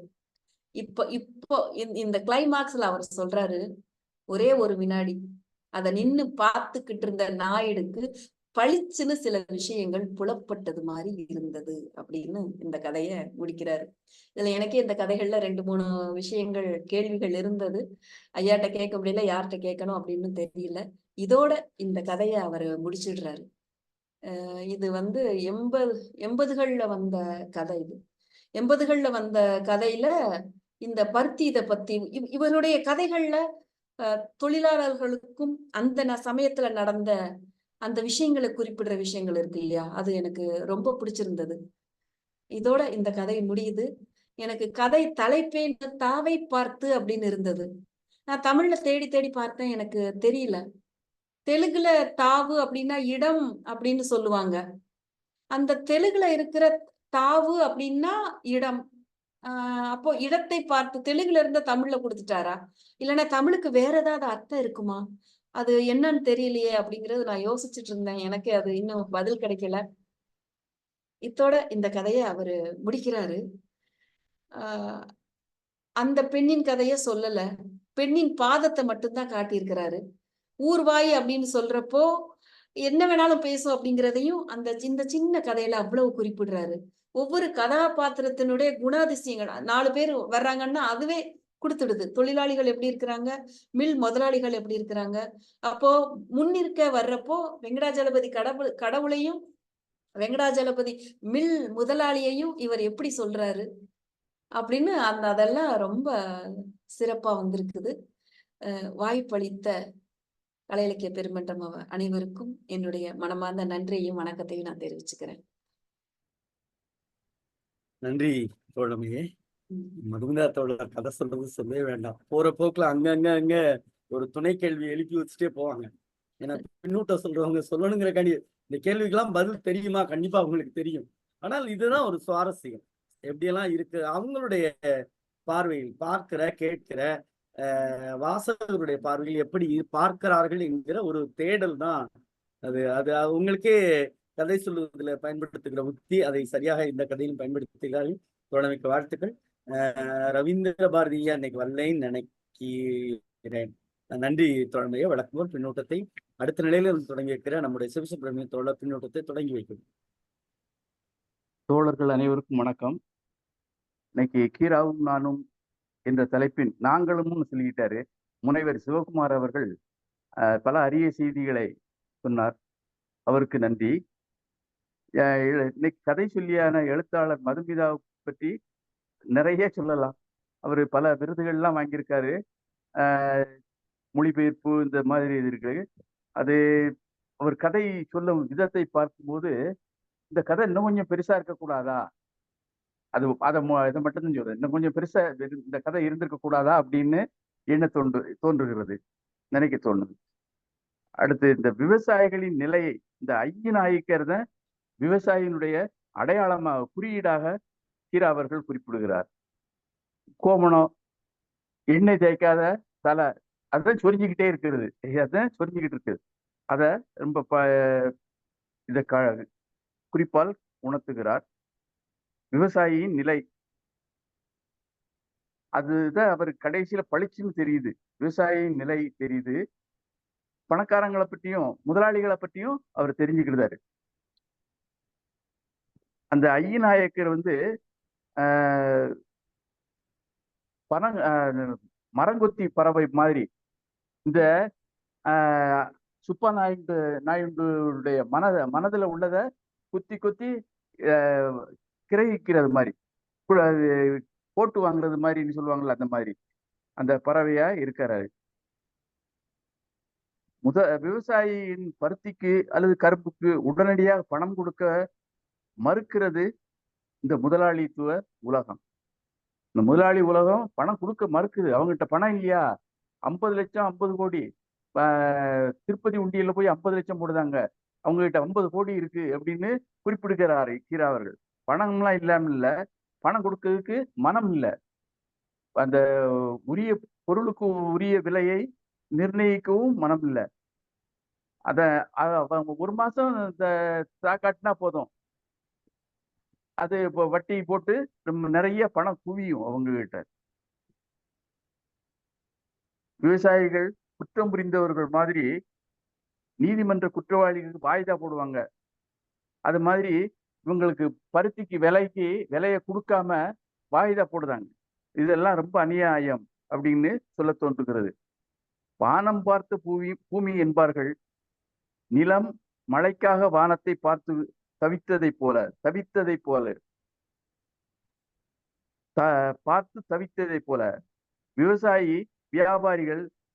வியாபாரி முதலாளியை பார்த்து பணத்துக்காக பரிதவித்து நிற்க வேண்டிய நிலை இருக்கிறது. அதைத்தான் கீரா அவர்கள் தாவை பார்த்து அப்படின்னு குறிப்பிடுகிறார். அருமையான கதை, அருமையாக சொன்னார். எல்லோருக்கும் அன்பும் நன்றியும். வாய்ப்புக்கு நன்றி. நன்றி தோழமையே. கணேசன் சாத்தூர் தோழர் விமர்சன அனல் பறக்க போகுது. சிங்கமே வணக்கம், சொல்லுங்க. தோழர்கள் அனைவருக்கும் வணக்கம். முதல்ல மதுமிதா தோழருக்கு வணக்கத்தை சொல்லிடணும். அவங்க கு அழகர்சாமி கதைகளை விமர்சனத்தை கேட்டுக்கிட்டே இருக்கலாம், அந்த மாதிரி இருக்கும். அருமையா சொல்லுவாங்க. அதே போல் இன்னைக்கு ரொம்ப காலமா அவங்கள பார்க்கவும் முடியல, பேசவும் முடியல. இப்பதான் வந்திருக்காங்க. வாழ்த்துக்கள், நன்றி, பாராட்டுக்கள். அதே போல டி. சிவகுமார் ஐயா அம்மா சொன்ன மாரி தான், அவர் இன்னும் கொஞ்சம் பேச மாட்டாரா? அப்படின்னு சொல்ற மாரி தான் அந்த நிகழ்வுகள்லாம் சொன்னாரு. உண்மையிலேயே அவர் சொன்ன மாரி எழுத்தில் வராத செய்திகள், அரிய செய்திகள வந்து அவர் சொன்னது பூராமே எழுத்தில் வராத செய்திகள் தான். அவ்வளவு அருமையாக சொன்னார்கள். அத கேட்க கேட்க இனிமையாக இருந்தது. அம்மா சொன்ன மாரி எனக்கும் அந்த மாரி தான் இருந்தது. இன்னமும் கீராவ பத்தி நம்ம இன்னும் நெறைய தெரிஞ்சுக்கணும் போலுக்கே! அப்படிங்கிற ஒரு ஆர்வத்த தூண்டுற மாரி சிவகுமார் ஐயா சொன்னாங்க. அவங்களுக்கும் வாழ்த்துக்கள், பாராட்டுக்கள், வணக்கம். அம்மா அந்த கதைய வந்து தாவை பார்த்து அதாவது தாவு அப்படிங்கிறது வந்து என்னன்னா, பள்ளம். பள்ளத்தை பார்த்து வெள்ளம் ஓடி வருவது. அப்படின்னா தாவை பார்த்து அந்த வெள்ளம் வந்துருச்சு. தாவை பார்த்து அந்த வண்டி போய்க்கிட்டு இருந்துச்சு. அப்படின்னு சொல்ற மாரி இருக்கும். இதத்தான் இந்த கதையில வந்து முதல்ல இருந்தே அப்படித்தான் இருக்குது. அதாவது முதல்ல விவசாயிகள் என்ன பண்றாங்க அப்படின்னா, அவங்களுக்கு தேவையான ஆள் தேவைப்படணுங்கிறதுக்காக அந்த நிலையை தேடி போறாங்க. பாருங்க அந்த மடத்துல வந்து அவர் படுத்திருக்கிறாரு. ஆனா படுத்திருந்தா கூட அந்த படுத்திருக்கிறவருடைய உருவம் வந்து நமக்கு விவசாயத்துக்கு சம்பந்தப்பட்ட ஒரு ஆளு அப்படி தேடி போற மாரி ஒரு இத கொண்டு போறாங்க. அதேபோல் இவங்களுடைய பொருட்கள வந்து விக்கிறதுக்கு, அது யார்கிட்ட போய் நல்லா விக்கணும்? தரகர்ட்ட கொடுக்கணும். அப்ப அந்த நிலைய வந்து விவசாயிகள் இப்படித்தான் இருக்க முடியும். அப்ப அதையும் வந்து ஒரு அந்த அந்த பள்ளம் அங்க தான் இருக்கு. அந்த தாவு அங்க தான் இருக்கு. அதைத்தான் நம்ம தேடி போகணும். அப்படிங்கிற மாரி அந்த பொருள் கொடுக்குறோம். தரகனார் வாங்குறாங்க. தரகனார் வாங்கும்போது அவருக்கு தாவு என்ன அப்படின்னா விவசாயிகள். தரகருக்கு வந்து வழி வந்து என்ன இருக்கு விவசாயிகிட்ட தான் நம்ம பொருள் வாங்கணும். அப்ப அந்த பொருள் வாங்க போம்போது, அந்த பள்ளம், அந்த தண்ணி இங்கே போகுதா, அங்க போகுதான்னு சொல்ல முடியாது. அதுதான் அவருடைய விலைவாசி இவனுடைய நிலைய தெரிஞ்சுக்கிட முடியல பார்த்தீங்களா? ஏன்னா, அதுதான் அந்த அர்த்தத்தையும் காட்டுற மாரி. அந்த விவசாயிட்ட வாங்குனாலும் அவர் பருத்திய வாங்குறாரு, எல்லாம் குறைஞ்சு போகுது. அப்ப அந்த நிலைமையும் நமக்கு இதாயிருது. இன்னொரு இதுல வந்து ஐநாய்க்கர சொல்லும்போது பார்த்தீங்கன்னா, அவருடைய நிலைமையும் வந்து வெளிப்படையா காட்டுறாங்க. அது என்னன்னாட்டா, தரகனார் வீட்டுக்கு வந்து கார்ல வந்து போறவங்களுடைய செருப்பு வந்து அவ்வள பளபளபளன்னு இருக்குது. இப்படியும் போட்டிருக்கோம், நம்ம போடலையே! அப்படின்னு சொல்ற மாரி அவர் சொல்றார். ஆனா அந்த ஐநாய்க்கர் வந்து அவரும் ஒரு விவசாயி தான். அவருடைய வீட்லயும் வந்து இந்த பருத்தி பஞ்ச போட்டுக்கிட்டு இருக்காங்க. அதையும் வந்து வித்தியாசமா சொல்றாரு. அவருடைய தாவு வந்து அந்த நிலைய எடுத்து பண்றாரு. பண்ணா கூட, ஆனா விவசாயிகள் என்னைக்கும் போல அப்படித்தான் இருக்க வேண்டிய அதே கோமணத்தான் குடுத்திக்கிட்டு, அத வந்து சரி பண்ணிக்கிட்டு, பொம்பளைங்க வந்து மாறாப்ப சரி பண்ணாம சரி பண்ணிக்கிட்டே இருக்கிறாரு. தலைய சொரிஞ்சுட்டு இருக்காரு. அப்போ விவசாய நிலை அப்படித்தான் இருக்குது. அவங்களுடைய தாவு வழக்கம் போல இப்படித்தான் ஓடிக்கொண்டிருக்கிறது. அப்படின்னு சொல்ற மாரி இத கொண்டு போறாங்க. தாவை பார்த்துங்கிற இத வந்து தலைப்ப வச்சுட்டு, விவசாயிகளுக்கு அவங்களுடைய விலைவாசி இப்படியெல்லாம் இருக்கு. கட்டுப்படி ஆகல. கஷ்டப்பட்டுட்டு தான் இருக்காங்க. அதே மாரி மில்லு வந்து ஒண்ணு மில்லு வந்து புதுசா ஓப்பன் பண்றாங்க. அப்ப அவனுடைய திங்கிங் பூரா எங்க இருக்கு? அவன் கோடிக்கணக்குல போற மாரி அவன் நெனச்சுட்டு அவனுடைய பாதை அங்க இருக்கு. அவனுடைய வெள்ளம் வந்து அங்க பாயுது. ஆட்டோமேட்டிக்கா. அப்ப ஒவ்வொருத்தரும் அவருடைய சூழ்நிலையும், அவருடைய எதிர்பார்ப்பையும், முன்னெடுப்பையும் பார்த்து தான் அந்த கதைய வந்து கீரா அவர்கள் புனைஞ்சிருக்கிறாங்க. அந்த கடைசி அம்மா சொன்ன மாரி அந்த கடைசி வரி வந்து அவருடைய நிலைமை வந்து அந்த அந்த வரியில வந்து அர்த்தம் வந்து என்னன்னா, அவரு வந்து இவங்களுக்கு ஒரு தரகர் இருக்காரு. அவருக்கு ஒரு தரகர் இருக்காரு. ஏன்னா ஒரு ஆளே வாங்க மாட்டாங்க.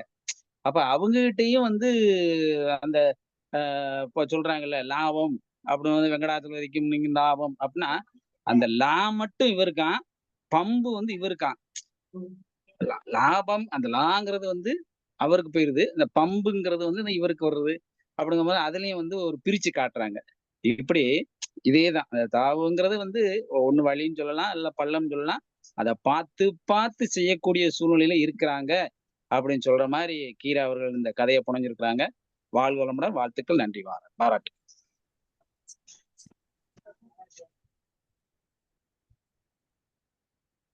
நன்றி குழந்தையே. மிக்க மகிழ்ச்சி. அடுத்ததாக நம்முடைய மேரி தோழர். வணக்கம். கீராவும் நானும் அப்படிங்கிற நிகழ்வுல சிவகுமார் ஐயா அவர்கள் மிக அழகாக எல்லா நிகழ்வுகளையும் எடுத்துரைத்தார். இதுவரை கேள்விப்படாத பல விஷயங்களை கூறினார். எல்லாரும் சொல்வது போல கணபதி அம்மாவுடைய சமையலை பற்றியும் சாப்பிடாம வந்ததுலையும் சொன்னாரு. அதே போல கீரா ஒரு இணைப்பு பாலமாக இருந்தாரு எல்லா எழுத்தாளருக்கும். கீரா ஒரு இணைப்பு பாலமா இருந்தாரு. நிறைய பேர்த்து தெரிஞ்சுக்க முடியுது அப்படிங்கிற விஷயத்த சொன்னாரு. உரையாடல் களஞ்சியம் அப்படின்னு சொன்னாரு. அதே போல கீராவுடைய இறப்புல கலந்துக்க முடியல அப்படிங்கிற வருத்தத்தையும் அவர் தெரிவிச்சிருந்தாரு.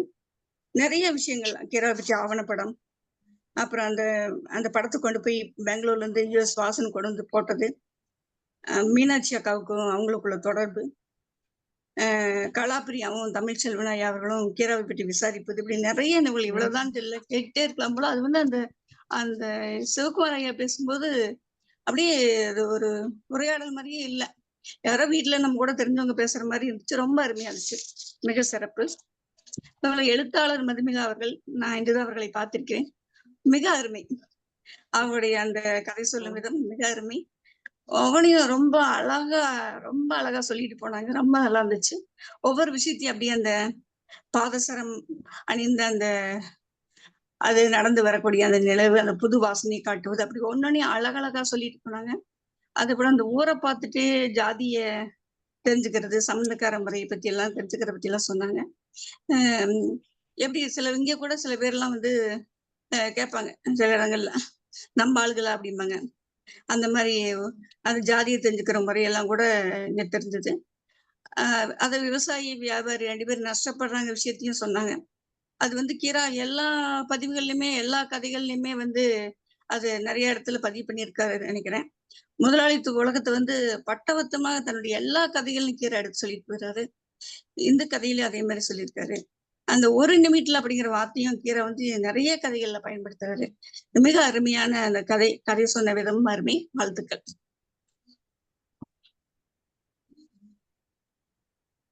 நன்றி தோழமையே, மிக்க மகிழ்ச்சி. அடுத்தாக நம்முடைய நவநீத கிருஷ்ணன் தோழர். அனைவருக்கும் வணக்கம்.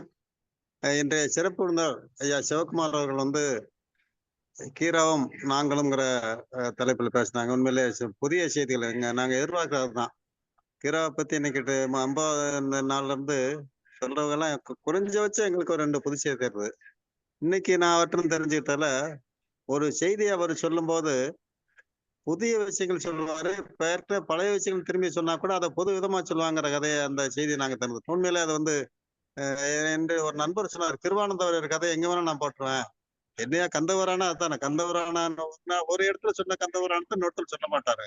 அதே வந்து கொஞ்சம் மாத்தித்தான் சொல்லுவாருன்ற அந்த பாணியை வந்து கீராவும் கடைபிடிச்சாலும் போது அந்த ஆச்சரியமா இருக்கு, அது வியப்பாவும் இருக்கு. உண்மையிலேயே அந்த பதிவு செய்த தம்பிக்கு சகோதரருக்கு நான் வாழ்த்துக்களை தெரிவித்துக்கிறேன். அடுத்தபடியாக கதை சொல்லி அம்மா வந்து நாங்க கூவலரிசாமி கதையில பெரும்பாலும் பின்னோட்டம் சொல்லி அவருக்கு கருமுருகனுக்கு இந்த அம்மாவுக்கு ஒரு பனிப்போரா இருக்கும். அவ எப்ப முடிக்க மாட்டாப்பா இந்த அம்மா நம்ம அண்ணா இந்த வேடிக்கை நாங்க அனுபவிச்சு ரசிப்போம். இந்த அம்மா சொல்ல அவருக்கு அந்த வேலையை அம்மா சும்மா சொல்லக்கூடாது, நல்லா சொன்னாங்க. இந்த கதையில வர்ற காட்சியெல்லாம் நாங்க பார்த்திருக்கோம். அந்த 80ல கட்டுற போது கிராமங்களை வந்து இந்த பருத்தி வியாபாரிக்கு இந்த மத்த வியாபாரிக்கு அந்த உளுந்து இதெல்லாம் வாங்கிட்டு போற உடனே பணம் வந்துடும். ஆனா அந்த பருத்திக்கு மட்டும் பணம் வராது. காரணம் என்னன்னா, பருத்தி போய் மில்லுல போய் கொடுத்தாச்சுன்னா அவங்க வந்து வியாபாரி வாங்கிட்டு போய் அதை இன்னி பேட்ல கொடுத்து பருத்தி விதை தண்ணி பஞ்சு தண்ணி பிரிச்சு இந்த பருத்தி விதைக்குரிய பணம் உடனே வந்துடும். வந்து பணம் உடனே வாழ்ந்துருவாங்க. இந்த பஞ்சு வந்து மில்லுக்கு போன பிறகு வராது. 6 மாசமாக 1 வருஷமாக நிறைய எனக்கு தெரியும். எங்க ஊர்ல ஒரு இந்த பஞ்சு வியாபாரி வந்து தற்கொலை பண்ணிக்கிட்டாரு. காரணம் என்னன்னா, அந்த பஞ்சு போய் பெரிய மில்லு போய் அடைஞ்சிக்கிருச்சு, மொத்தமா அடைஞ்சிக்கிருச்சு. இங்க ஊருக்கு 100 பேர் 150 பேருக்கு பணம் கொடுக்க முடியல. கொஞ்சம் கொஞ்சமா கொடுத்தாங்க. போய் இப்ப நான் பஞ்சு போட்டேன்னு போய் கேட்க முடியாது. ஐயா என் பொண்ணு கல்யாணம் வச்சிருக்கேன், ஒரு 50,000 வேணும், 1,00,000 கேட்டப்படியா, சரி இந்த அப்படித்தான் அந்த அந்த மில் முதலாளி அந்த கதையை வந்து இந்த கதையில வந்து அந்த காட்சியில அப்புறம் கோரையா பண்ணிச்சார். இங்க ஒரு பக்கம் விவசாயம் பண்றபாடு, வியாபாரிகள் இங்கிட்ட அங்கிட்ட ஒரு இடைத்தேர்தல் பண்றபாடு, கடைசியில மில்லு வந்து போறது. இங்க வந்து அந்த அருமையான கதை. இந்த கதையோட்டத்தை நம்ம அந்த காலத்து நினைவுகளை பற்றி இது என்ன செய்யணுங்கிற நம்ம மாசங்கள் முடிவுன்ற மாதிரி இந்த கீரா அந்த கதையை கொடுத்திருக்காரு. வாழ்த்துக்கள், அனைவருக்கும் நன்றி.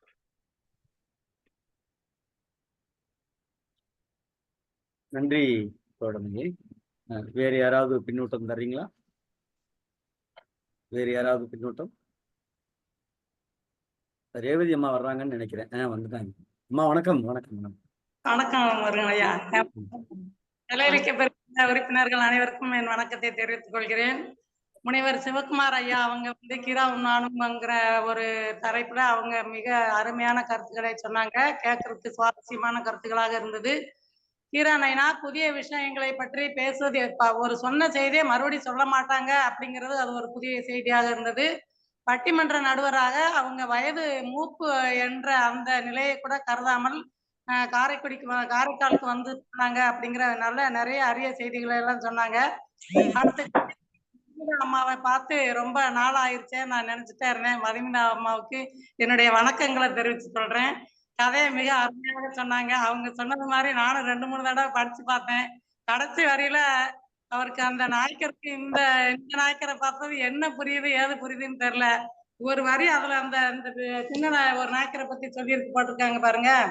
இவர் கோமணத்தினையை இழுத்து விட்டு சரி செய்து கொள்வார், அடிக்கடி ஒன்றுமே அறியாதவர் போல முகத்தை வைத்துக் கொள்வார். இந்த மாதிரி ஆளுக நிறைய கிராமத்துல இப்பயும் இருக்கத்தான் செய்யறாங்க. எனக்கு தெரிஞ்ச ஒரு பெரிய ஆள் ஒருத்தர் ஊர்லயே பெரிய ஆளுன்னு வச்சுக்கோங்க, கபார்னு நின்ன நிலைமை இருந்து வேட்டியை கலட்டிடுவாரு, உள்ள ஒண்ணும் இருக்காது.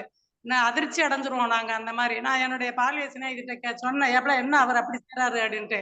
அது இப்படிதான் அவங்களுக்கு தெரியுமா அப்படின்ட்டு அவ சாதாரணமா சொல்லிட்டு போயிட்டா. அப்ப அவர் நைனா ஒன்றொன்று பார்த்துத்தான் இந்த மாதிரி ஆட்கள் இன்னைக்கும் கிராமத்துல இருக்கத்தான் இருக்கிறாங்க அப்படிங்கிறத அவங்க பதிவு செஞ்சிருக்காங்க.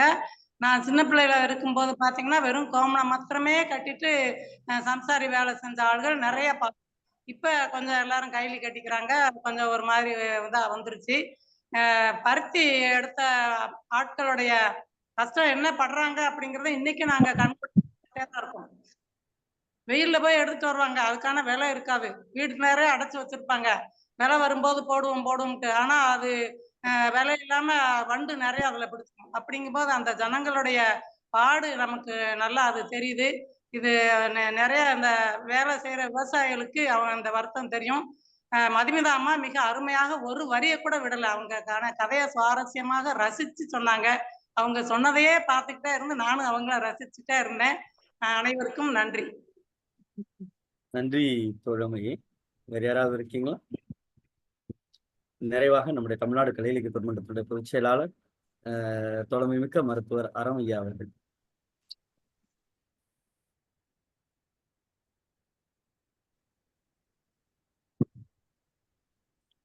தோழர்கள் அனைவருக்கும் வணக்கம். இன்னைக்கு சிவகுமார் சார் வந்து நிறைய புது விஷயங்களை சொன்னாங்க. ஈராவும் நானும் என்றே கொடுத்திருக்க கூடாது, நாங்களும் என்றுதான் கொடுத்திருக்க வேண்டும். ஒவ்வொரு தனிநபர்களோடும் அவர்களோட குடும்பத்தோடு தான் கீரா பழகுவார்கள். கீரா குடும்பமே அவர்களோடு உறவாக இருக்கும். கீரா குடும்பமும் நாங்களும் என்று கூட வைத்திருந்திருக்கலாம். அப்படிதான் அதனுடைய பரிணாமம் இருக்கிறது. இது மிகச் சிறந்த ஒவ்வொரு விஷயத்திலும் அவர் எவ்வாறு எங்களை எதிர்கொண்டார், நாங்கள் எவ்வாறு எதிர்கொண்டோம் என்பதையெல்லாம் மிக விரிவாக பேசினார்கள். அவர்களுக்கு நன்றி நமது தமிழ்நாடு கலை இலக்கியம் சார்பாக. மஞ்சை அம்மா வந்து ரொம்ப அருமையா சொன்னாங்க. தாவை பார்த்துன்றது ஒரு கரிசல்ல வரக்கூடிய ஒரு வார்த்தையா இருக்கும். ஆனா அதுக்கு அது வந்து தாவை பார்த்து தண்ணி ஓடுது அப்படின்னா பள்ளத்தை நோக்கி தண்ணி ஓடுது அப்படின்ற மாதிரியான ஒரு அர்த்தம் வரும். இதுல ஃபுல்லா ஒரு 2 விவசாயிகள், சிறு குறு விவசாயிகள் ஒரு உழைக்க தகுந்த ஒரு கிடைச்சா எப்படி பாக்குறாங்க, அவங்கள்ட்ட என்ன ஜாதின்னு கேட்டுக்கிறது. அது ஏன் அதுலயும் ஒரு குறிப்பு சொல்லிட்டு போவார். தன்னை ஒத்த ஜாதியா இருந்தா தண்ணி இன்னும் எடுத்து வச்சுக்கலாம், ரொம்ப கீழே உள்ள ஜாதினா வீட்டுக்குள்ள சேர்க்க முடியாது, அந்த மாதிரி அர்த்தத்துல கேட்கறது. பேச்சுல இருந்தே தெலுங்கு பேசுறவங்க தான் கண்டுபிடிச்சிடுறது. பல பேர் வந்து இப்ப அப்படி இருக்கும், பார்த்த உடனே தெலுங்குல கேட்டுருவாங்க. அந்த மாதிரி அப்படி ஒரு அவங்க முகத்து கலையில இல்ல பேச்சு சில வார்த்தைகளை உச்சரிக்கும் போது அந்த இதெல்லாம் இது. அதுக்கப்புறம் அப்படியே அவருடைய இந்த சாதாரண ஒரு விவசாயினுடைய பாடை, ஒரு பெண்ணை கட்டி கொடுக்கறதுனால 30 பவுன் கேக்குறாங்க. ஆனா இந்த பருத்தியை வந்து யார் விளை வைக்கிறான்னா மில்காரன் தான் விளை வைக்கிறான். ஆனா பருத்தியை யார் உண்மையிலேயே விளை வச்சிருக்கா? விவசாயி தான் விளை வச்சிருக்கணும். நீ உனக்கு எவ்வளவு இடுபொருள் எடுத்த, எவ்வளவு உழைப்பு இருந்தது, அதுக்கு தகுந்த மாதிரி கூலி இருக்கணும். ஆனா அப்படி கிடையாது. ஆனா இன்னைக்கு நிலைமை அப்படிதான் இருக்குன்றத அந்த அம்மாவினுடைய பார்வையில என்ன இருக்கும் அப்படின்றத சொல்றாரு. 1 பவுன் விலைக்கும் 1 பொதி இதுக்கும் சரியா இருக்கும், பருத்திக்கும் சரியா இருக்கும். ஆனா இன்னைக்கு வந்து 1500 ரூபாய் விக்குது. ஆனா இவங்க 450 ரூபாய்க்கு தான் கேட்கறாங்கன்ற அந்த அம்மாவனுடைய இது ஆனா இன்னைக்கு உள்ள நூல் விலைக்கும் துணி விலைக்கும் பருத்தி விலைக்கும் ஆஹ் ஆஹ் இயற்கை நீதியின் அடிப்படையில ஒரு சமமா இருந்திருக்கணும். கொஞ்சம் கொஞ்சம் வித்தியாசம் தான் இருந்திருக்கணும். ஆனா அப்படி கிடையாது. அப்படின்றது. அப்புறம் ஒவ்வொரு விஷயத்தையும் அவருடைய விவசாயிகள் என்னென்ன பாடுபடுறாங்க, அது வியாபாரம் வியாபாரி வந்து எப்படி அளக்குறாங்க. ஆனா மங்களகரமா தான் சொல்றாங்க. வெங்கடாச்சலபதி முன்னிருக்க அப்படின்னு. ஆனா வெங்கடாச்சலபதி உண்மையிலேயே முன்னிருக்காரா? அப்படின்னு ஒரு கேள்வி வைக்காரு. வெங்கடாச்சலபதி யாருக்கு முன்னி இருக்கிறார்? அப்படின்னு ஒரு கேள்வி வைக்காரு. அவர் வந்து வெங்கடாச்சலபதி மில்களை கட்டுறாரு. அவர் வந்து ஏ மில்னு கட்டிட்டு பி மில்னு கட்டிக்கிறாரு. ஒவ்வொரு இடத்துலயும் நீங்க உள்ள போய் பாத்தீங்கன்னா ஒரு மில் இருக்கும். அது இந்த பி மில் வந்து ரொம்ப நவீன டெக்னாலஜியை வச்சு இதே தொழிலாளர்களே இல்லாம மில் ஓடுது. அப்படிப்பட்ட தொழிற்சாலைகள்லாம் இன்னைக்கு வந்துருச்சு. இன்னைக்கு கூட ஒரு ஏஐனுடைய இது ஒண்ணு பார்த்தேன். விவசாய வேலைகளை அந்த ரோபோ செய்யுது. முன்னாடி வந்து ஒரு ஒரு ஹோட்டல்ல ரோபோ வேலை செஞ்சுச்சு. ஆளே இல்லாம அந்த டிரைவர் சீட்ல ஆளே இல்லாம கார் ஓடிக்கிட்டு இருந்தது. அது வந்து பயணிகளுக்கான கார். அது வந்து அங்க போய் ஃபீட் பண்ணிட்டோம்னா எந்த இடத்துக்கு போகணுமோ அந்த இடத்துல கொண்டு போய் விட்டுருது. இப்போ வந்து விவசாய வேலைகள் கூட ரோபோவை பயன்படுத்தும் காலம். அது மாதிரியான ஒரு பி மில்ல நவீன தொழிற்சாலைகள் அவர் வந்து வளர்ச்சி அடைஞ்சிட்டே போறாரு.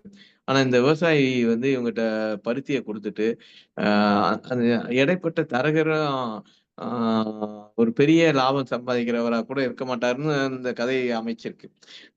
ஏன்னா பருத்தியெல்லாம் வாங்கினப்ப விலை குறைஞ்சு போகுது பருத்திக்கு. இவர் வாங்கினதை என்ன செய்வாரு? அப்ப விலை கூடுறப்ப வரைக்கும் வச்சுக்கிறதுக்கு ஒரு ஸ்டோரேஜ் கெப்பாசிட்டி இருந்தா தான் பண்ண முடியும். இல்லைன்னா இவரும் நட்டப்பட தான் செய்வாரு. ஆனா மில்காரங்க அப்படி இல்லை. அப்படின்றது முழுக்க அந்த ஒரு அடி அடிக்கிற திருப்பதி வெங்கடாச்சலபதி உண்டியலுக்கு எவ்வளவு கிடைக்குது, இவங்களுக்கு எவ்வளவு லாபம் வருது அப்படின்னு சொல்லிட்டு அந்த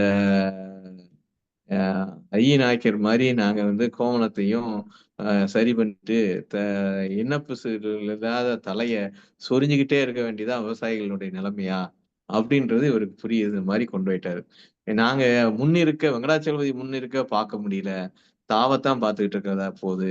நாங்க எங்களுடைய விவசாயிகளுடைய வாழ்க்கை எப்போதும் பள்ளத்தை நோக்கியே இருக்குது அப்படின்றது மாதிரியான இந்த கதையை மிக கலைப்படைப்போடு அருமையாக ஒவ்வொரு இடங்களையும் சொல்றப்பையும் அவர் வந்து அந்த மர நிழல்ல படுக்கிறதா இருந்தாலும் சரி, இவர் வந்த உடனே அவருடைய இந்த இவங்களுக்குள்ள உள்ள போட்டி, அந்த விவசாய தொழிலாளியை யாரு நம்ம கட்டிக்கிறது, அந்த கூலியும் சொல்லுவாங்க ஒரு இடத்துல கூட. 30க்கு மேல யாரும் கொடுக்கலப்பா, நீ வாட்டுக்கு கூட கொடுத்துறாத அப்படின்னு இந்த சிறு விவசாயிகளுக்குள்ள உள்ள ஒரு உரையாடல், இது எல்லாமே மிக அற்புதமாக மிக அழகாக காட்சிப்படுத்தியுள்ளார் கீரா. நன்றி.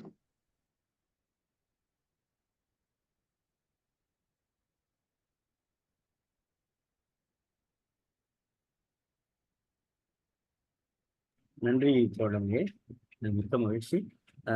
நிறைவாக பதிவு பின்னூட்டம் பார்த்துடலாம். பதிவு பின்னூட்டத்துல திலகதிமா அனைவருக்கும் வணக்கம் புதுச்சேரி போட்டிருக்காங்க. குருலட்சுமி அவங்க போட்டிருக்காங்க. அருமையம்மா கதை கூறிய விதம் அப்படின்னு போட்டிருக்காங்க. அகிலன் நூலகர் மதுமிதம்மா கதை சொல்லிய விதம் அருமை. மேலும் கீரா நூற்றாண்டு இணையவழி கூட்டத்தில் கலந்து கொண்டவர்கள் அனைவரும் சிறப்பாக பின்னூட்டம் வழங்குகிறார்கள், வாழ்த்துக்கள் அப்படின்னு போட்டிருக்காங்க. மேரி தோழர் கீராவும் நானும் நிகழ்வில் சிவகுமார் ஐயா அவர்கள் மிகச் சிறப்பாக பல அரிய தகவலை எடுத்துள்ள பாங்கு சிறப்பு. எழுத்தாளர் மதுமிதா கதையை மிக இயல்பாக உடல் மொழியோடு எடுத்துரைத்தார், வாழ்த்துக்கள் அப்படின்னு போட்டிருக்காங்க. நன்றி தோழமையே. மதுமிதா தோழர் எதுவும் சொல்றீங்களா நிறைவா? கேக்குதா? கேட்குது. எல்லாருக்கும் நன்றி தான் எனக்கு சொல்ல வேண்டியது இருக்குது. என்னால தவிர்க்க முடியாத காரணங்களால வர முடியல. ஆனா எல்லாரையும் சந்திச்சது ரொம்ப மகிழ்ச்சியா இருக்கு. ஒவ்வொருத்தவங்களும் கொடுத்த எனக்கு சிவகுமார் ஐயா அதுதான் நினைவுல போயிட்டே இருந்தது. கொஞ்ச நேரம் ஆச்சு எனக்கு கதைக்குள்ள வர்றதுக்கு. முதல்ல அவருக்கு நன்றி. அடுத்து ஒவ்வொரு பின்னூட்டமும் கொடுத்த நம்முடைய தோழர்கள் எல்லாருக்கும் என்னுடைய மனம் நிறைந்த நன்றியை நான் சொல்லிக்கிறேன். நன்றி தோழமையே. ஐயா சிவகுமார் ஐயா, நீங்க எதுவும் நிறைவா சொல்றீங்களா? நான் ஏற்கனவே நிறைய பேசி உங்க நேரத்தை எடுத்துட்டோன்ற வருத்தத்துல இருக்கேன். இல்ல, நாங்க சொன்ன மாதிரிதான் உங்கள்ட்ட இருந்து நாங்க நிறைய கேட்காம விட்டுட்டோமே அப்படிங்கிற ஒரு ஏக்கம் இருக்கத்தான் செய்யுது. ஒரே ஒரு செய்தி கூடுதலா சொல்லிட்டு நான் முடிக்கிறேன். ஒரு நிமிஷம் தான். சொல்லுங்க. 1990 கீரா வந்து பல்கலைக்கழகத்துல பணிபுரியும் போது அவர் வந்து நாட்டுப்புற கதைகள் அப்படின்ற தலைப்புல ஒரு கருத்தரங்கம் நடத்தினார். 2 நாள் கருத்தரங்கம். அவருடைய அவருக்கு ஒதுக்கப்பட்ட தொகையை வைத்துக்கொண்டு நாட்டுப்புற கதைகள் கருத்தரங்கம்னு நடத்தினாரு. அந்த கருத்தரங்கத்துல நாட்டார் ஆய்வுல மிக முக்கிய பங்கு வகித்த தே. லூர்து அவர்கள் சிறப்பு விருந்தினராக கலந்து கொண்டிருந்தார். அந்த கருத்தரங்கத்திலையும் என்னை வந்து கட்டாயமாக ஒரு கட்டுரை படிக்க வேண்டும் என்று சொல்லி நாட்டுப்புற கதை கட்டமைப்பு ஆய்வு வகைகள் அறிமுகமும் பயன்படுத்தவும் என்ற கட்டுரையை வாசிக்க சொல்லியிருந்தாரு. அந்த கருத்தரங்க தொகுப்பை அவர் ரொம்ப சிரமப்பட்டு பிறகு புத்தகமாகவும் வெளியிட்டிருந்தார். அந்த கருத்தரங்கம் மிக முக்கியமான ஒரு கருத்தரங்கமாக அப்போது பேசப்பட்டது. ஸோ என்னோட அழைத்து நீங்க ரொம்ப அருமையா பாராட்டினீர்கள். உங்கள் அனைவருக்கும் என்னுடைய நெஞ்சார்ந்த நன்றி. வாய்ப்பு இருந்தால் தொடர்ந்து நிகழ்ச்சிகளில் நாம் சந்திப்போம். நன்றி பேராசிரியர் அவர்களே, மிக்க ஐயா, மகிழ்ச்சி. கீரா அவர்களை பத்தி ஒரு விஷயம் மட்டும் நான் சொல்லிடலாமா? நான் நல்லா கதை சொல்லலாம், நல்லா சொல்லலாம். கீராயா பற்றி தானே பேசுறோம், நல்லா சொல்லலாம். கீரா ஐயா அவர்களை வந்து 3 நிகழ்வுகள்ல சந்திச்சிருந்தேனா. குற்றாலத்துல ரசிகமணி ஐயா அவர்கள் நினைவுல சந்திக்கிறப்பதான் கூட கொஞ்ச நேரம் நாங்க பேசினோம். ஆனா நிகழ்வு ஆரம்பிக்கணும் அப்படிங்கறதுனால நாங்க அதுக்கு மேல பேச முடியல. உங்களை நான் வாசிக்கிறேம்மா அப்படின்னு சொல்லியிருந்தாரு. என்னுடைய தொகுப்புக்கு ஒரு கட்டுரை கொடுக்குறேன்னு சொல்லியிருந்தாரு. நேர்காணல் எடுக்கணும்யா உங்களை அப்படின்னு கேக்குறப்போ பாண்டிச்சேரிக்கு வீட்டுக்கு வாங்கம்மா அப்படின்னு சொல்லியிருந்தாரு. நான் அவருடைய தொலைபேசியில அழைச்சு நான் 2 முறை பேசினேன். 3ஆவது தடவையும் வர சொல்லியிருந்தாரு. எழுத்துல நான் வச்சுக்கல. இருந்ததுன்னா அந்த கடிதம் நான் அவருக்கு எழுதுனதோ அவருடைய எழுதுனதோ எனக்கு ஆவணமா இருந்திருக்கும் அப்படிங்கிறதையும், அவர் நேர்காணலுக்கு வாங்கன்னு சொல்லியும் என்னால போக முடியாத ஒரு நிலை இருந்தது அப்படிங்கிறதையும் எனக்கு வருத்தம். இப்ப ஐயா சிவகுமார் ஐயா ஒவ்வொரு முறை பேசுற ஒவ்வொரு விஷயமா சொல்றப்பெல்லாம் நான் இழந்துட்டேனே அப்படிங்கிறது தான் எனக்கு இருந்தது. அத இங்க நிகழ்வுல இத்தனை கதைகளையும் அவருடைய நிகழ்வுல பகிர்ந்துக்கிறவங்களையும் செஞ்ச கலை இலக்கிய பெருமன்றத்திற்கு என்னுடைய மனம் நிறைந்த நன்றி.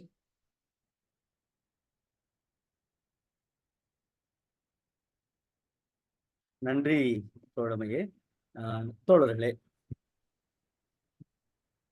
ஒரு நிறைவான பகுதியில் இருக்கின்ற பொழுது நல்ல ஒரு கதை சொல்லியோடு பயணித்த மகிழ்வாய் இன்றைய தினம் நம்மோடு கடந்திருக்கிறது.